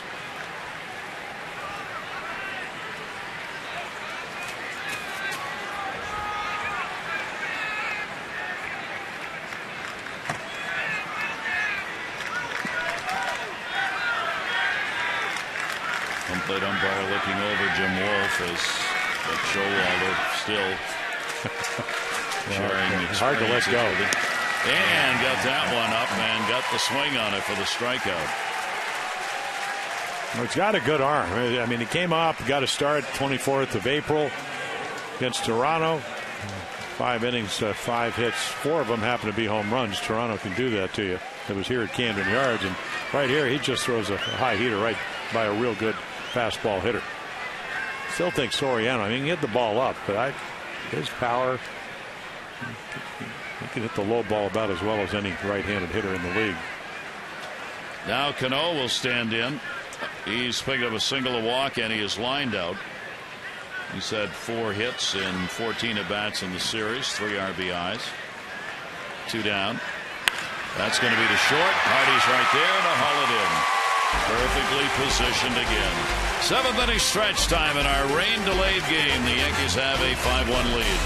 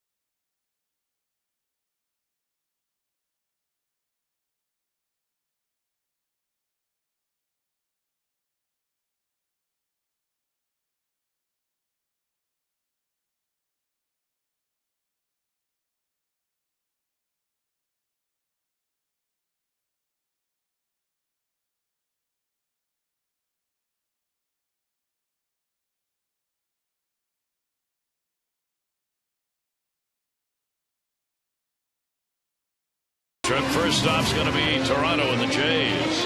Jason Hamill's going to take the mound against Todd Redmond. Our coverage on MASN 2 HD 630 O's Extra presented by Jeep, followed by game coverage at 7. All the access you need right here on MASN. Now you see the Jays. They lost tonight to the Angels 4-3.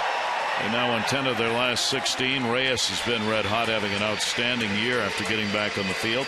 And there are their probables. Yeah, a couple of righties, and then Burley somehow spending 1 year with the Marlins, comes back 11-8. Well, he's managed to do what he usually does, which is give you over 10 wins and pitch close to 200 innings. There's your line as we go to the bottom of the 7th inning. Runs, base runners, bullpen people. Nick Markakis has flied out to center field twice. The new dad back after they greeted Toby Markakis, the new baby boy, and Christina into the family, and back to finish out the season. Showed bunt, trying to get on, and it will be a foul ball. Yeah, I was just thinking if I'd ever managed that, because they give him the bunt, you got to figure out a way to get everybody to bunt and try to make it a fun drill. And it's obvious it's harder to simulate because even in batting practice, you don't know if it's going to be a breaking ball or whatever. But when they put the shifts on like they do now, and you're down by 4 runs, Nick did exactly what you needed to do. He just doesn't do it often enough to probably be as successful as he could be, or any of them. And just one of those little things. If they want to put that shift on, if they want to play their third baseman back to almost at shortstop level, drop one down, get on, put the pressure on. Makes sense. Yeah, anything at this point, because the Orioles have had only 4 singles in the game. So, but this point started in April, and it really starts back in February. So I think, I look at Nate McLouth. I know how hard it is to get guys out that can run like he does. Take it in the air to right field. It's deep. Wells turns around, looking back, and goodbye. Home run from the bunt to the homer. Nick Markakis delivers the long ball and cuts the Yankee lead to 5-2. Well, he backspin that ball like a home run hitter. Well, we haven't seen that very often. Not since June 24th, second home run since then, but there's number 10. And it got out of here easily.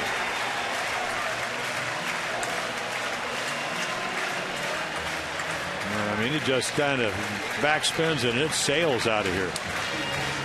And he knows it's gone.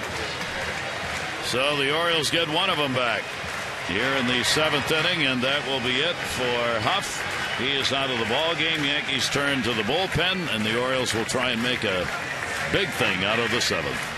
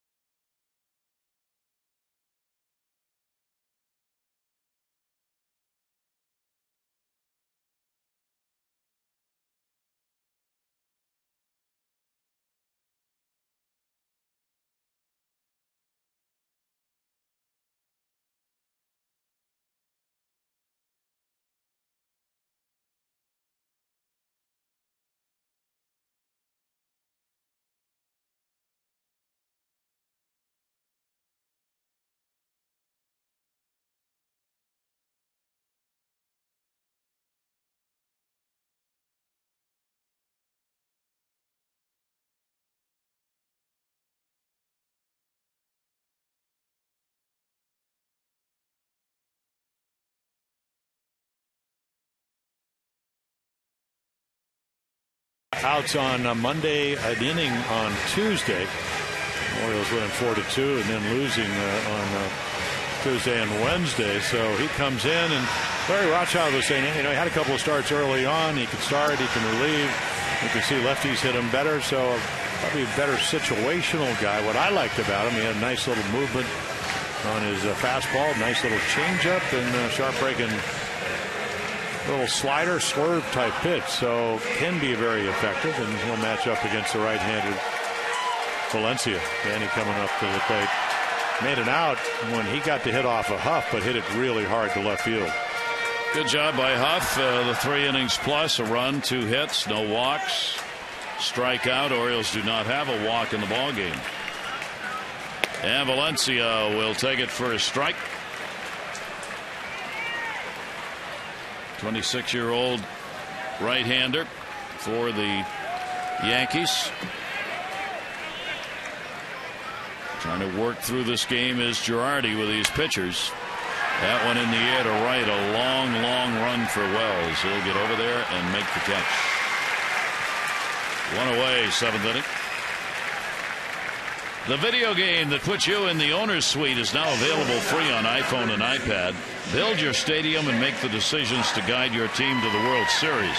Download MVP Ballpark Empire free today. Data and usage rates may apply. What was that luxury tax the Yankees going to have to pay? $28 million? I don't want to be owning that team. You want to be on that team? No, I don't want to own it. Well, you make a lot of money if you own your own television network. And okay, I'm taking it back. Okay, I want to own them. Got to look at the big picture. Got to have the spreadsheets in order to make those decisions. But I think the Yankees are agreeing with you, since they're going to cut that payroll down to $189 million come heck or high water next year. And the pitch is taken for a strike. Here's Hardy. He's flied out and hit into a fielder's choice.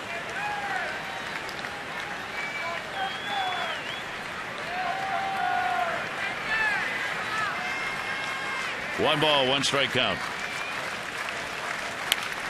Well, we were right. Fernando Rodney put 2 on in the 9th inning against the Red Sox, but he won. Yep. So Tampa Bay has come away with the victory over Boston by a score of 4-3. That one just concluded. Well, the Rays get a win they needed. They are the team in that second wild card spot that the Yankees, Orioles, Cleveland, Kansas City are all chasing.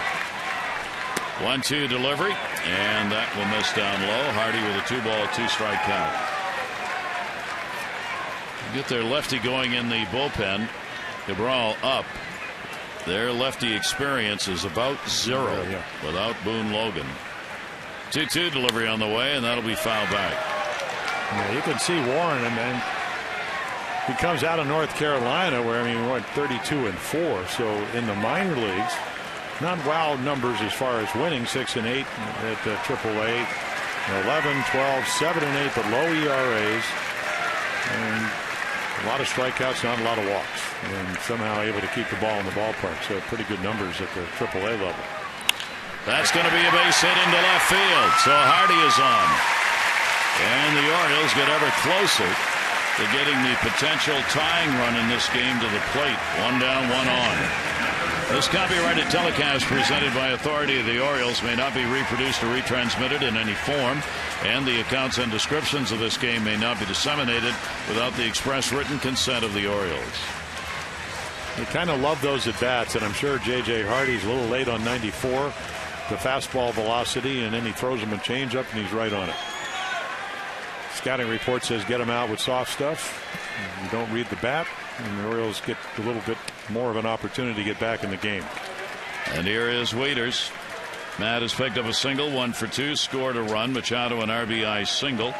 Markakis the home run for the 2 Oriole runs. Reynolds has had a 2-run homer. Wells has had a 2 RBI single and a home run by foul back. Granderson has given the Yankees their 5-2 lead. Waiters to be followed by Roberts, with the Orioles batting here in the 7th inning.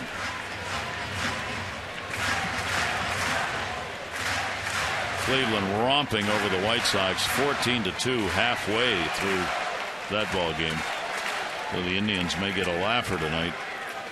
1-1, and a pitch down and into him, and a 1-ball 2-strike count on Waiters.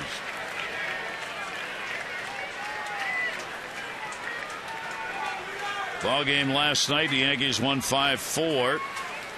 They're 26 one-run win. They are 26-15. They're doing what the Orioles did last year in one-run games. They lead the majors in the one-run win percentage scale.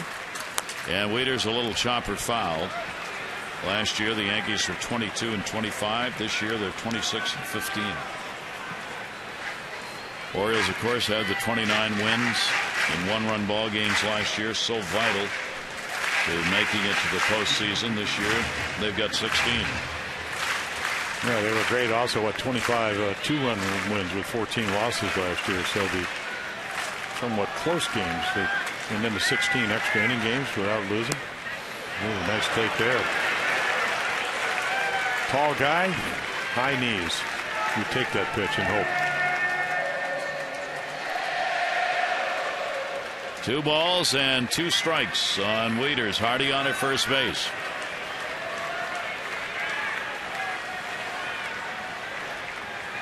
And Matt will take that one as well. So the Orioles, Wieters, if he can get on here, will bring Roberts up as the potential tying run in the ball game in the 7th inning as they try and edge this thing along to that point. Markakis getting the homer to lead off the inning, making it 5-2. And he took that breaking ball like he really saw it. 3-2 delivery on the way, and he's on. That is the first walk picked up by the Orioles in the ballgame. So they'll probably get another righty to get up with Cabral.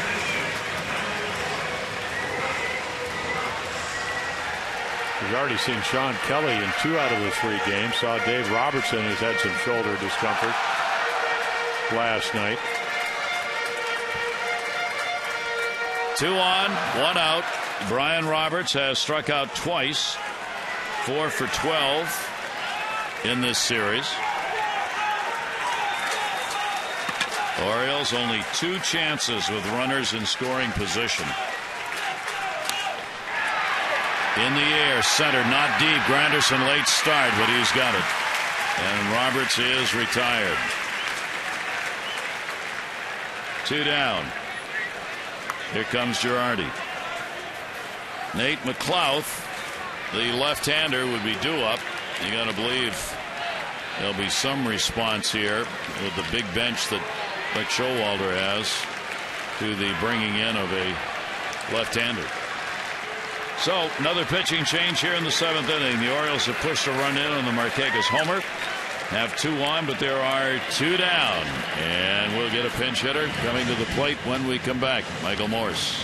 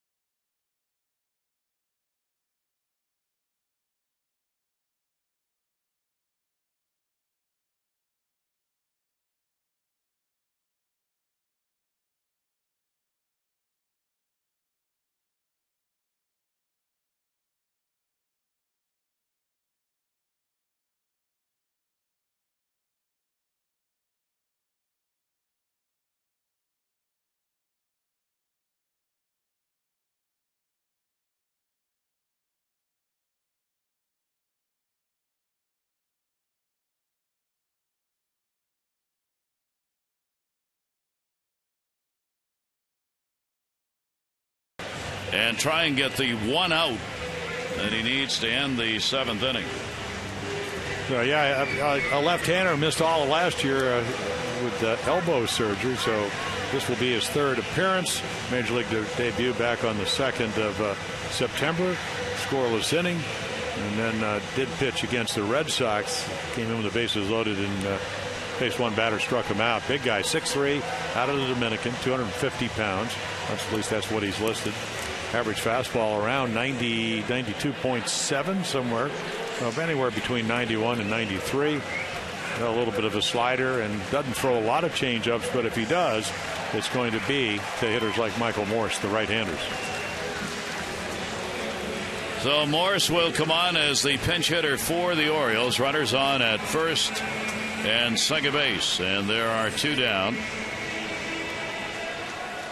Morris, since coming over to the Orioles for just these kind of situations, 20 at bats. He's had 3 hits, all singles, looking for his first RBI as an Oriole.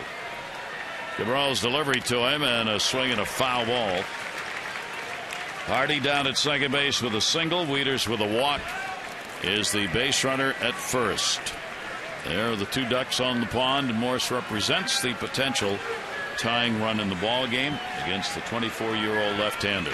And the first thing he does is drop off a little nice changeup. And he got it in a pretty good location. Cabral has worked a total of 1 1/3 innings this year. Pitch will be taken inside and low. And a 1-ball, 1-strike count. Well, the Orioles would love Michael Morris to do what we've seen Alex Rodriguez do, Soriano do, which is fly out into the seats and right. He's got tremendous power out over the plate. 1-ball, 1-strike. Another one outside. Again, an off-speed delivery, and the count goes to 2-1. Yeah, you could see Frankie Rodriguez getting loose for the Orioles. So Stewart went in. He's going to come out to the mound because he missed his target by about 3 feet. And you made a great point. This is not how they envisioned the middle of September, end of the season, going without Boone Logan with the elbow problems. And there is David Robertson. And Logan may be gone for the year. Yeah. They don't have a lot of hope that he's going to get back, so that's a costly loss for the Yankees left-hander in the bullpen. So you can kind of get an idea what the scouting report says about Michael Morris. Get him out with breaking stuff, and of course, can your 24-year-old kid with an inning in the third in the big leagues do that? 2-1 delivery on the way to him, and that's going to be a ground ball to short, played by Ryan. He'll go to first. He did. So Morris retired as the pinch hitter. The Orioles will get a run on 2 hits, no errors, 2 are left on base. 7 complete, and a 5-2 Yankee lead.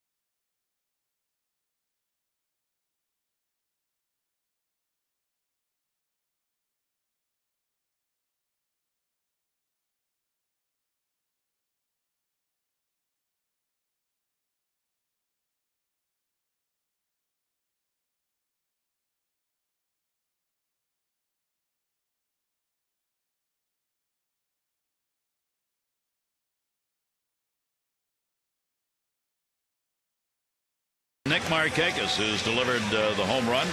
That was the second run for the Orioles. Chris Davis, he's had a couple of hits, 2 singles in the ball game. And Mark Reynolds, the former Oriole, picking up a home run in the second inning, his 19th and 2 RBIs. Text in your vote, A, B, or C, to 31826.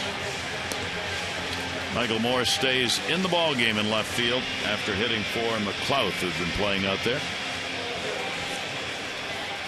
Lyle Overbay, he is going to start the inning out. He'll be the pinch hitter with Josh Stinson, the right-hander, staying on. Yeah, so you get your matchup, and then you can also improve your defense. Lyle can really pick it over at first. Terrific year for him. Another one of the Brian Cashman, the general manager of the Yankees, after the injury to the Sheriff. Got him at the end of spring trainings. Tried to make the Red Sox. Got released. Next thing you know, he's wearing pinstripes. And Wells did a good job in this spot. He had a 2 RBI single in the 3rd inning with the bases loaded. 1 for 3 for Vernon Wells. Overbay hits for him. Stinson came on to get the final 2 outs in the 7th inning. Here's the 0-1. Overbay will take that for a strike. 5 runs, 7 hits, 1 error for the Yankees. A couple of runs for the Orioles. They've had 6 hits in the ball game. Each team has left 5 on base. And Overbay will take that one up high. 8th inning here at Camden Yards. With the ball game starting late, Orioles know Tampa Bay's won their ball game. Oakland's won their game. Cleveland going to get a W. Pitch will be taken outside. So for both of these ball clubs, right in front of them. 2 ball, 2 strike count on Overbay.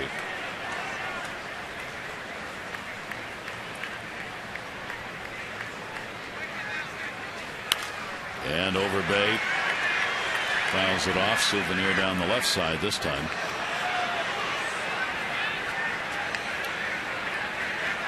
One of the veterans who's helped carry the ball club with all the injuries through this season. That if they indeed do make it to the postseason, will be talked about. Likes of Overbay. Ichiro is going to be a starter, but has really helped out. He's had to be in and out of the lineup. Talking the other night, you almost forget Kevin Youkilis was on the Yankees. I mean, there was someone who was supposed to play a major role for the Yankees. Only played in 28 games and had 105 at bats. He ended up signing Travis Hampton. He played well early, then hurt his shoulder. It's where they were playing him, right behind second base. Hardy's got it. Overbay is retired. In our Major League Notebook, we thought we'd take a look around. What are the other cities saying about things going on with their ball clubs? Oh, and the Royals, Kansas City Star said season ticket holders who got postseason ticket information the other day, probably the first such notice in close to 30 years, and they can't quite afford to purge them. Don't throw them away. In St. Louis, the Post-Dispatch, Cardinals trying to close out with one of the youngest rotations they've ever had. Doesn't mean they'll finish strong, but we have to like what we've seen to this point. Well, they have one of the hardest throwing back ends of the bullpen. When you talk to my good friend Gordon Lakey's in, he said, boy, do they have an impressive guys. I mean, guys that are throwing 98 to 100 miles per hour. Really helping that young rotation that's going. Pitch will be inside. I mean, kind of a surprise, I think, for baseball fans. You talk about the great bullpens this year. Kansas City and the Cardinals probably have the 2 best bullpens going. 1 ball, 1 strike count to Nunez. Nunez scored, single, 2nd inning, came around, 1 for 3. Well, you go back to we talked about that 4-game series in Kansas City right after the All-Star break, or a week after, and Orioles won the first. But one of those 3 wins for Kansas City, the Orioles had, I guess, the go-ahead and the tying run at third off of Greg Holland, and they didn't end up scoring. I mean, it was unbelievable. You got a run in, and then all of a sudden, with nobody out, runners at second and third, you couldn't put any runs on the board. That's how good he is. Yep. And he's had a great season. He's continued it. Yeah, one of those really low batting averages of the first hitter. One of the best, and one of the keys when you come in, especially if you're coming in to pitch a clean inning. In other words, nobody on. Because what I was talking about all year long, we've talked about Jim Johnson, Mariano Rivera. They are tied for first in saves with 43. Holland, 42. And Joe Nathan of the Rangers is 39. Yeah, 39. So that'll go to short. Hardy's got that one as well. And a great pick at first base. Yeah, same thing there. Davis gets the out. Yeah, we talk about that all the time. J.J. Hardy can thank him, because how rarely, I mean, it's pretty routine, but he doesn't bounce it. But that, I mean, that is not a short hop. It's about as good as it gets at first base. Look how far out in front, and it skids on the grass, didn't even hit the dirt. And then somehow Keeps the there we go. Save my rear end. That's how you win Gold Gloves. You got somebody receiving it. Just ask anybody that ever threw over to Teixeira how it's nice, or Boog or Eddie Murray, some of the guys that I had a chance to play with. Big targets, soft hands. When I came up, Boog Powell played left field. He was a left fielder for the Orioles for a moment, and then moved over to first base. Mike Reynolds up. By the way, Gold Glove mention is certainly going to be include Chris Davis, and over there at first base, his .996 fielding percentage. He's among 4 tied for first in that department at first base. That ball's outside from Stinson. Reynolds, the big 2-run homer, his 19th, came in the second inning. He has struck out since. That pretty much tells the tale of Mark Reynolds when he was with the Orioles and wherever he is. It's a long ball and strikeouts. That's why he'll probably be hitting 3-0 here. Yep. 3-0 count from Stinson with 2 down, nobody on in the 8th inning. He was in the air, right field, Markakis. And Nick's got it for the out. So Stinson has a 1-2-3 inning. We go to the bottom of the 8th. Machado, Davis, and Jones due up for the Orioles.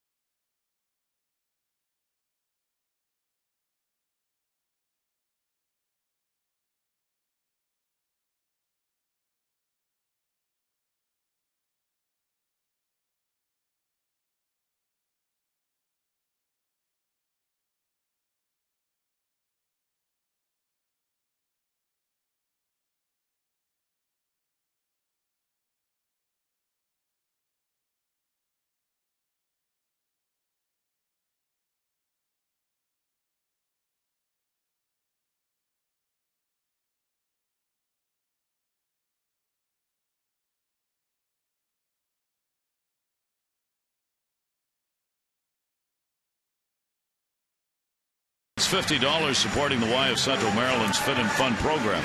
To date, there have been 367 walks for a total of $18,350. Care First Blue Cross Blue Shield encourages each of us to take that first step towards a healthier and more active lifestyle. So Dave Robertson, the winner last night, comes on, pitches an inning, a couple of hits, and really can pitch. 3 earned runs last 31 2/3 innings. A lot of strikeouts. Talking about the long stride, very deceptive windup. Really good curveball, great cutter. See the average very low at 203. Only keeps it in the park. Righties hit him better than lefties, at least from the long ball. So he is your setup guy to get to Rivera. And he's done a terrific job. The defensive changes for the Yankees as we go to the bottom half of the 8th inning. Mark Reynolds goes from first to third. Lyle Overbay, a pinch hit, stays in at first. And Ichiro will go into right field. Wells came out for a pinch hitter.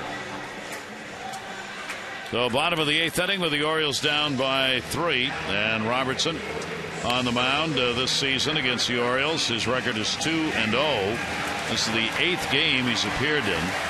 Given up no runs, 5 hits in 7 1/3 innings, 1 walk and 10 strikeouts. The Orioles this year have hit 192 against him. So let's see how the shoulder is. That was the dilemma. Shoulder inflammation treatment. Talking on Monday, and thought he would be back in this series, and he was last night. Manny Machado will lead it off against him. So the middle of the Orioles lineup. He has an RBI base hit, 1 for 3 in the game, 4 for 15 in the series. Manny, 1 hit, 4 at bats against Robertson.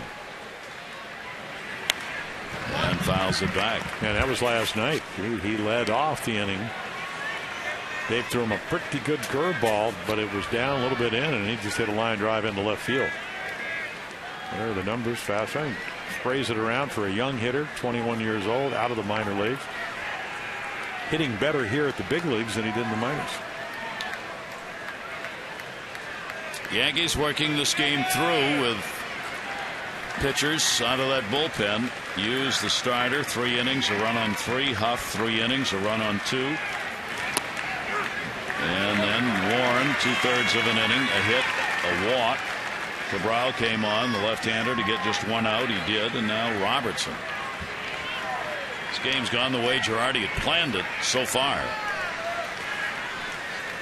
Here's the 0-2 delivery on the way, and that ball is deep to left field. At the wall, and up it is! Goal! Caught! What a catch by Soriano! And a tip of the cap from his teammates as Soriano robs Manny Machado of a home run. Well, even if the Royals want the home run, but once again, the Yankees. Soriano, known for his bat, and gets to it. Great route to get to the ball, and cushions himself. Must have been a bat. Man, look at Robertson. What a catch. The defensive play of the ball game so far. No question that ball was out, and Soriano not only doing it at the plate for the Yankees since being acquired, but now a home run that really would have changed the complexion of this ball game. Instead, 1 out in the 8th inning. Here's Davis, 2 for 3, couple of singles for Chris. 1-0 delivery, and that is a strike.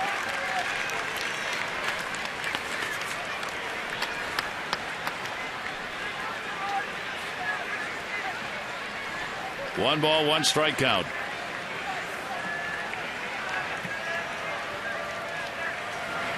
And Robertson will get that one in and go ahead on the count 1-2. Davis 0 for 8 lifetime off Robertson. Yankee dugout was up, the Oriole dugout rather, up and ready to cheer and waiting to see whether that ball was caught. 1-2 delivery will be away, 2-2. Yeah, off the bat, it didn't even look like it was going to be close. Wow. A play to be remembered. Final couple of weeks of this season. Here's a 2-2 delivery and a swing and a miss and a tag put on. So Robertson will get the strikeout, 2 down. Yeah, that's one of the many ways he can get you out. The cutter, the fastball, and then the hook. You've got a real good one. And where do you want to throw it with 2 strikes? You want to throw it where you pretty much can bounce it.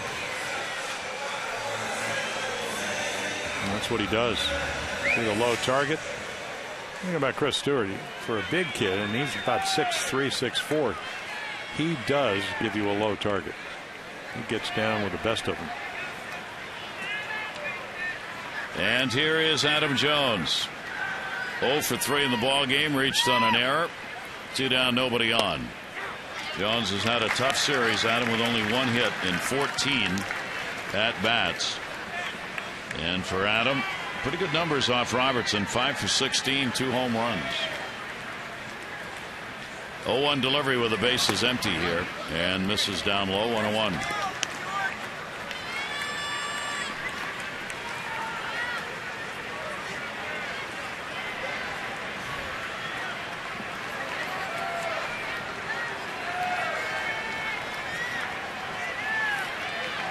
Here's the 1-1 delivery. Jones up the middle. He's got a base hit. So Adam on with a single. We're going to go back to Manny Machado's at bat here this inning. This is the first pitch of the at bat. Watch Manny Machado on this swing. See him turn away, and that left leg when he came off limping, trainer Richie Van Zell's met him over there in the dugout, and he headed back to the clubhouse.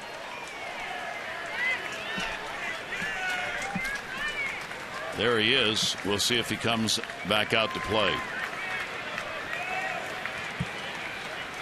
Here is Nick Markakis. Jones on at first base with 2 down. And that'll be up high for a ball. Yeah, this is, and we talked about Dave Robertson. Anytime you get tendonitis, you get it treated. You might take some anti-inflammatories. But this doesn't have the crispness that he did with his pitches last night. And you saw that with Manning. Almost just missed a home run. Jonesy hits it really hard back up the middle. Here's the 1-0 delivery. And that pitch will be taken. So for Markakis, came up in that 7th inning, tried to bunt his way on, didn't get it into fair territory, ended up hitting the home run, and you know, Toby, that's for you. For the new baby boy. 2-0 count. And that'll be fouled off right at the plate. Here's the long ball. Yeah, just backspins it. It's the bottom part of the ball, and that's how you get the ball to travel. It's pretty much a no doubt about it right off the bat head. 2 ball, 1 strike count. Markakis with a 2 for 12 off Robertson in his career. Jones at first base. Orioles down 5-2. And he'll go the other way with a foul ball. That'll even the count up. 2 balls, 2 strikes. Off to Toronto. It'll be a late arrival for the Orioles, and then the ever-anticipated Customs. Jason Hamill and Todd Redmond will go at it in game number 1 tomorrow night. Chris Tillman, Ismael Rogers in game 2. Miguel Gonzalez, Mike Burley are scheduled to go in game 3. 2 balls, 2 strikes, and 2 down.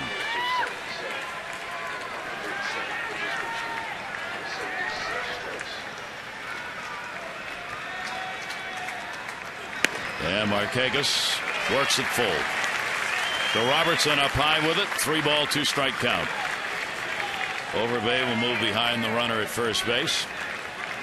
Ryan, the shortstop, will back up into shallow center field.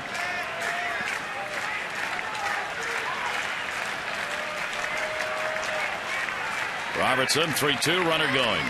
Markakis is going to get a base hit into left field. Jones turns, he'll stay at second base, and the Orioles will get the potential tying run to the plate here in the 8th inning. Markakis with a 2-hit ball game, 2 for 4.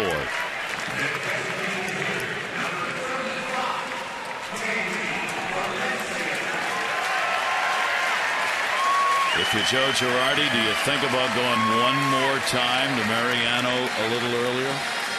Well, he's not up, so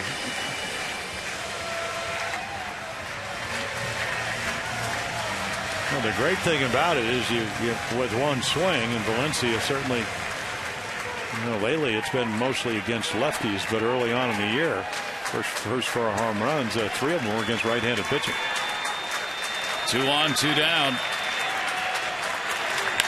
Valencia, deep left center field, and goodbye, home run! The Orioles have tied it up. 8th inning, a 3 RBI shot by Valencia. It is 5-5.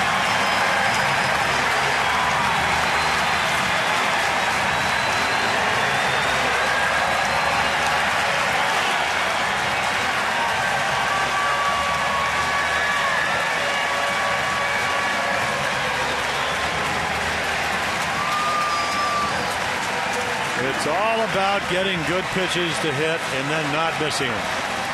And when Danny Valencia came to the big leagues, you couldn't throw a fastball by him. And right here, take a look. A little cutter in the middle of the plate. He backspins it into the bullpen. And the Orioles make it a 5-5 game. And did he sting it?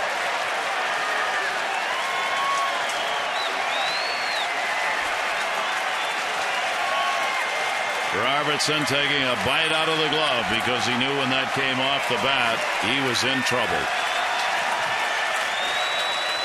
And the pitch is in there for a strike. So Robertson saved by Soriano, and the first batter, Machado, who had a home run taken away from him, then has Valencia deliver the number 8 of the year with 2 on to tie it up with 2 down.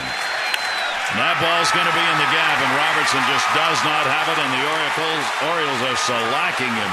Hardy will go to second base, the potential go-ahead with a double.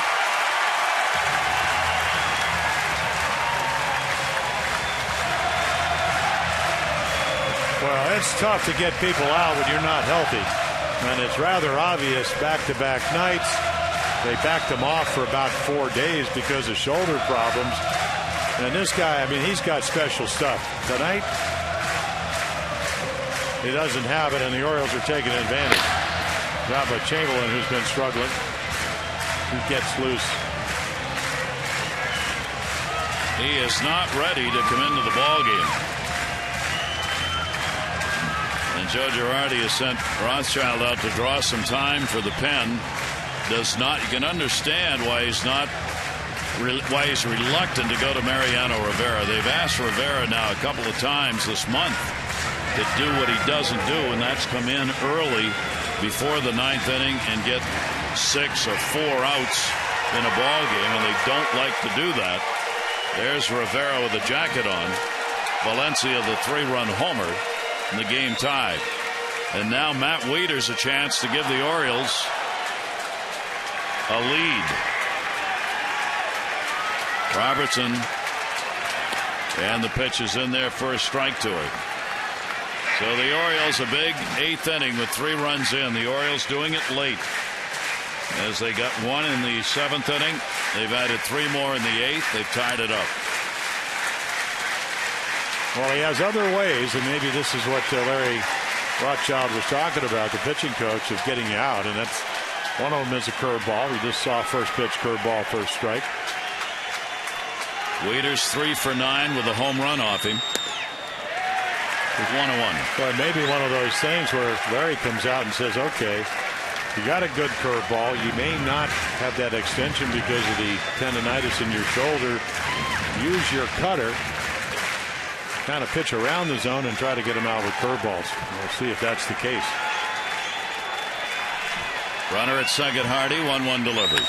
Wieters down the line, deep and foul.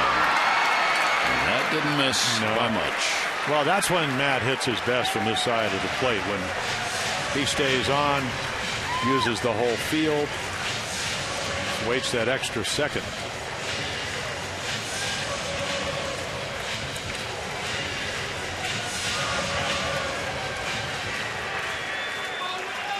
As has seemingly been true in this series, you don't want to have the lead late in the game. Here's the 1-2 delivery. Wieters on a swing and a miss, and that will end the inning.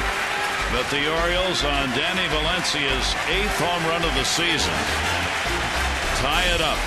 3 coming in on that one, and the Orioles now with a 5-5 ball game going to the 9th inning.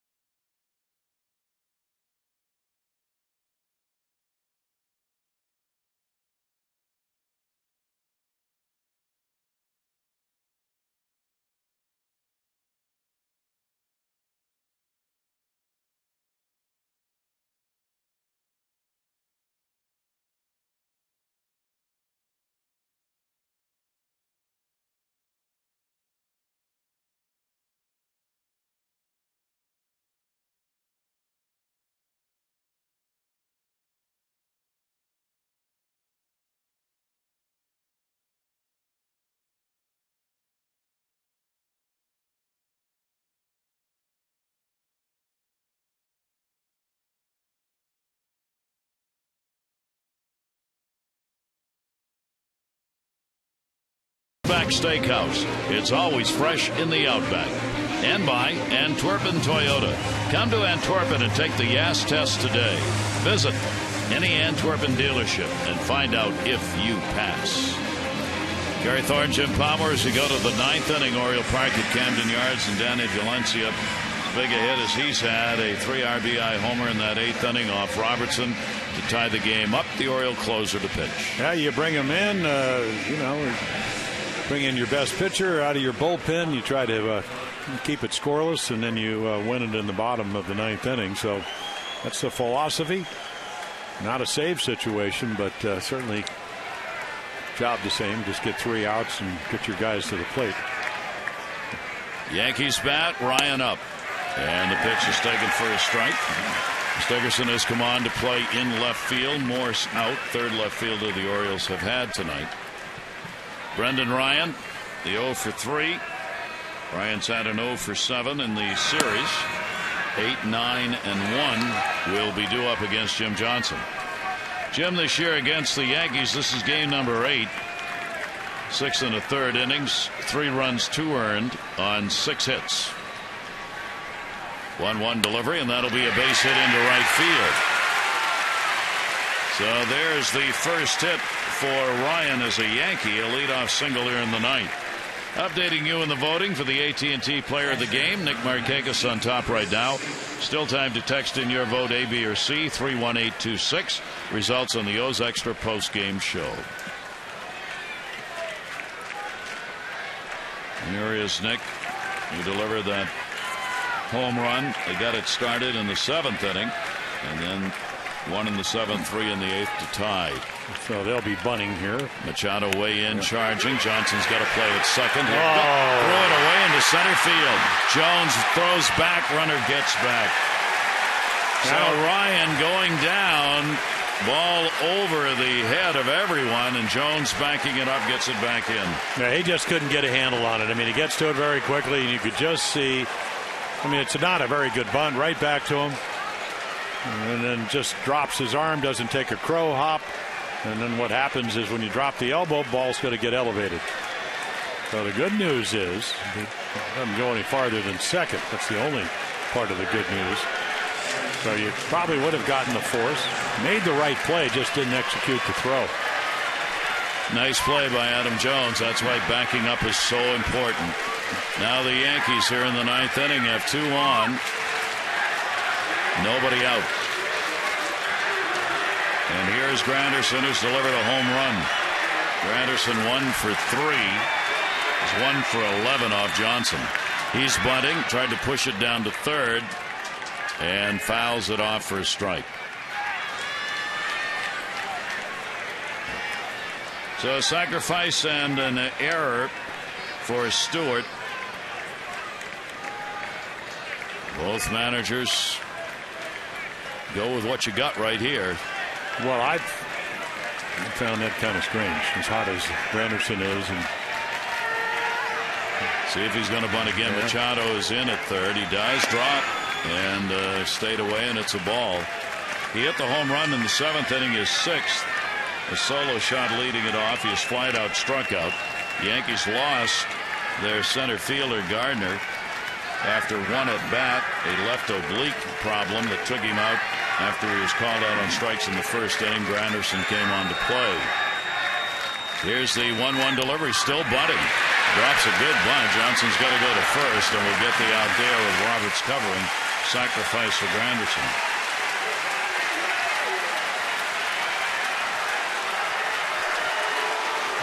Well, I guess Joseph says we'll take our 2 shots. We'll decide. I can't imagine they're going to pitch around A-Rod. I don't care how hot it has been. Jim Johnson, the way he sinks it, he's a ground ball pitcher. If you're Buck Showalter, you bring your guys in, and you hope he throws a ground ball. And as the baseball gods would have it, baseball is great theater. Here it is. Alex Rodriguez, the DH, batting second. Couple of walks. He scored a run. He's 0 for 2 in the ball game. 5 for 14 in the series with a couple of home runs.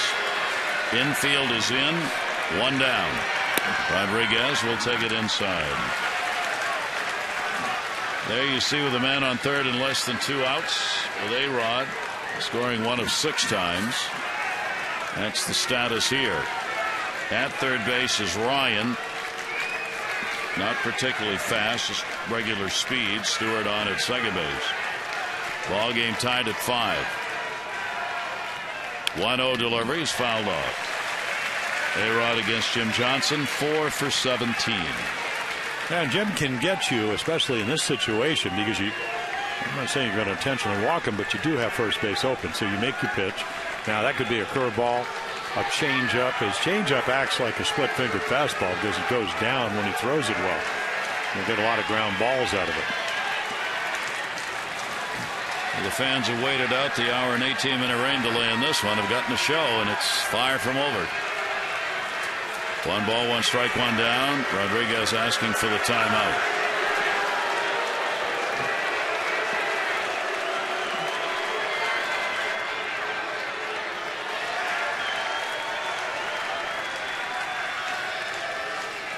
Here's the 1-1 delivery. In the dirt, and a run's going to score.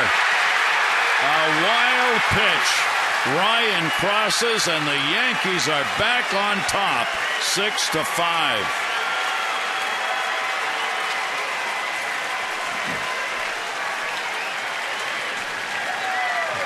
Now change up in one of those innings and goes about 58 feet. Matt Breeders, can't even get his body in front of it. Just did not anticipate that. And there's Ryan after his single. Look how far, maybe even 57 feet. That is the first wild pitch by Jim Johnson this year.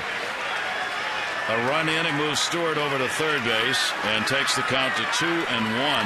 The intentional pass now will be issued to Rodriguez to set up a potential double play with Soriano coming up. Yeah, that way you can have an obvious point here. You just play your infield back, and a lot easier to defend that.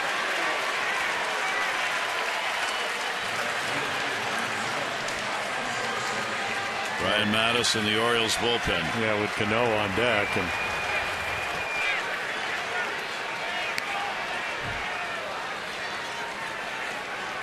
there'll be a pinch runner coming on as Rodriguez, as the DH, will be coming out of the ball game. Zelio Almonte will come on to run.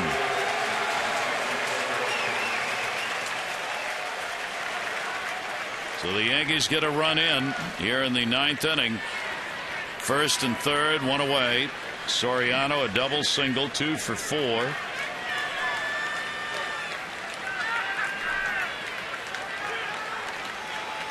And for Alfonso Soriano, he's faced Johnson only once, 0 for 1. Ground ball is what's needed here by the Orioles. And inside to him for a ball.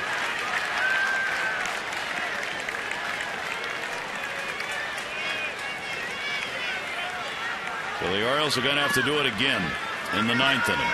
They got it tied up. 3 runs in the 8th. Yankees get 1 so far here in the 9th. Twice almost hitting him in 2-0.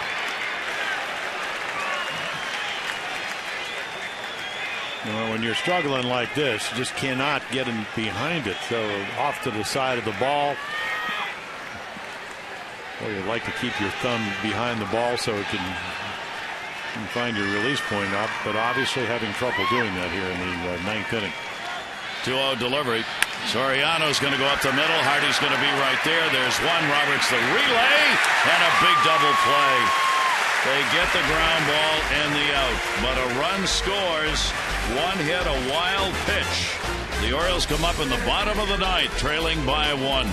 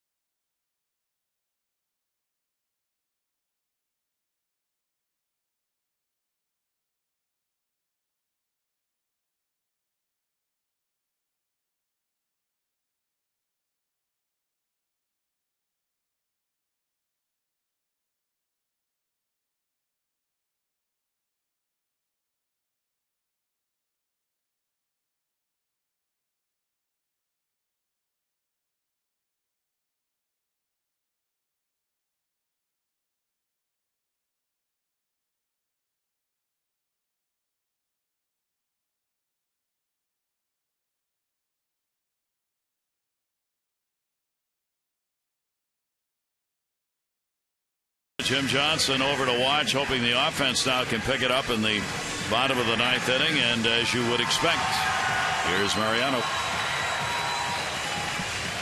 So Rivera coming on to try and do it one more time to the Orioles. This will be 3 consecutive ball games with saves in the last 2. Last night did give up the run in the 2 hits, but had a 2-run cushion. Not the case tonight. Oh, the 651. And I guess Buck Showalter, what did he say?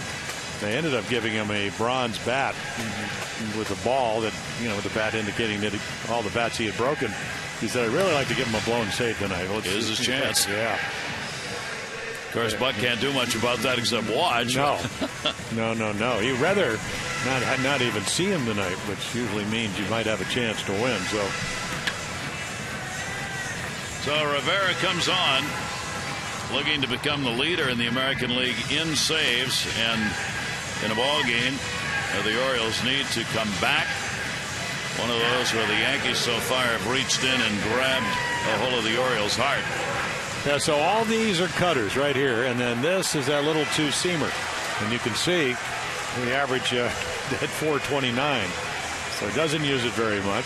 Doesn't really have to use it very much.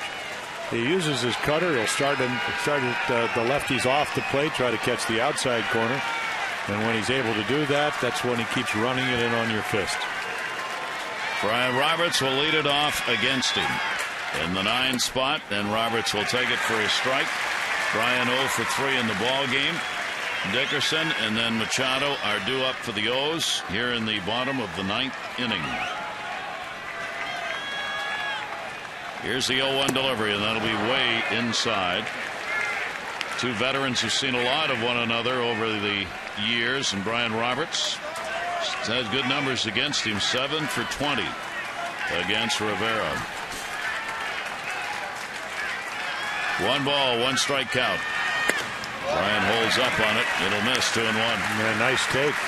He had the RBI last night against Mariano.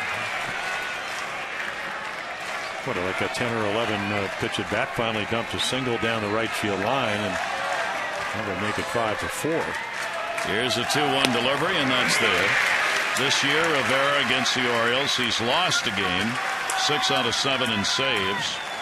Has given up 3 runs, 7 hits in 7 1/3 innings. So for Mariano Rivera, will this be the final time against the Orioles ever? Down to first base. Taken to the bag by Overbay, out number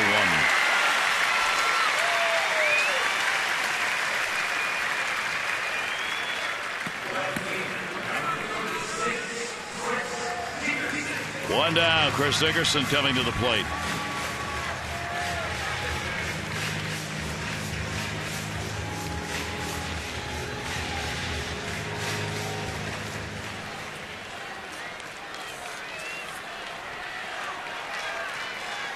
Dickerson came on to play left field. This will be the first at bat for him in the ball game. And a swing and a miss. Rivera trying to finish out his time against the Orioles with his 80th save in 89 chances. And they were teammates last year. That was a little bit about Chris Dickerson. Chopper. Rivera going to cover, won't need to. Cano plays it to Overbay, and they're 2 down. So you notice against Roberts, he started him off out over the plate, brought it back, and against somebody he knows is a former teammate, just threw it in on his fist. Same result. Not done yet. Manny Machado robbed of a home run his last time up by Soriano.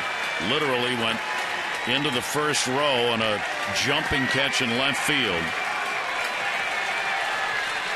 2 down, nobody on. Machado 0 for 2 off Rivera. And the pitch inside for a ball.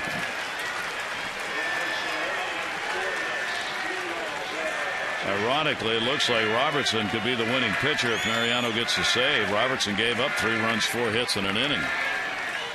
Here's the 1-0 delivery and a cut on the ball and stayed up. 1-1. See, every once in a while, and that was every once in a while, throw it straight. So this ball actually takes off a little bit, and you see Manny trying to stop, couldn't do it. Still got 2 strikes to work with. And pops it up. First base over Bay. Ball game series is over. And a devastating loss for the Orioles. They come up with 3 runs in the 8th, can't hang on to it. The Yankees take the series 3 out of 4. They take the season series for the 16th consecutive year, 10 games to 9. And the Orioles conclude a homestand at 4-4. Robertson gets the win. Jim Johnson will take the loss, and Rivera will get the save. And there's your final. The Yankees 6 and the Orioles 5. Orioles take to the road. Toronto. Jason Hamill on the mound against Todd Redmond. Game 1 tomorrow night. Coverage on MASN 2 HD begins at 6:30 with O's Extra, presented by Jeep, followed by game action at 7. This has been a MASN presentation. Jim and Rick, O's Extra, presented by PNC, coming up right now. The next time you see the Orioles, they will be in Toronto. For Jim Palmer and all of our crew, I'm Gary Thorne. Adieu.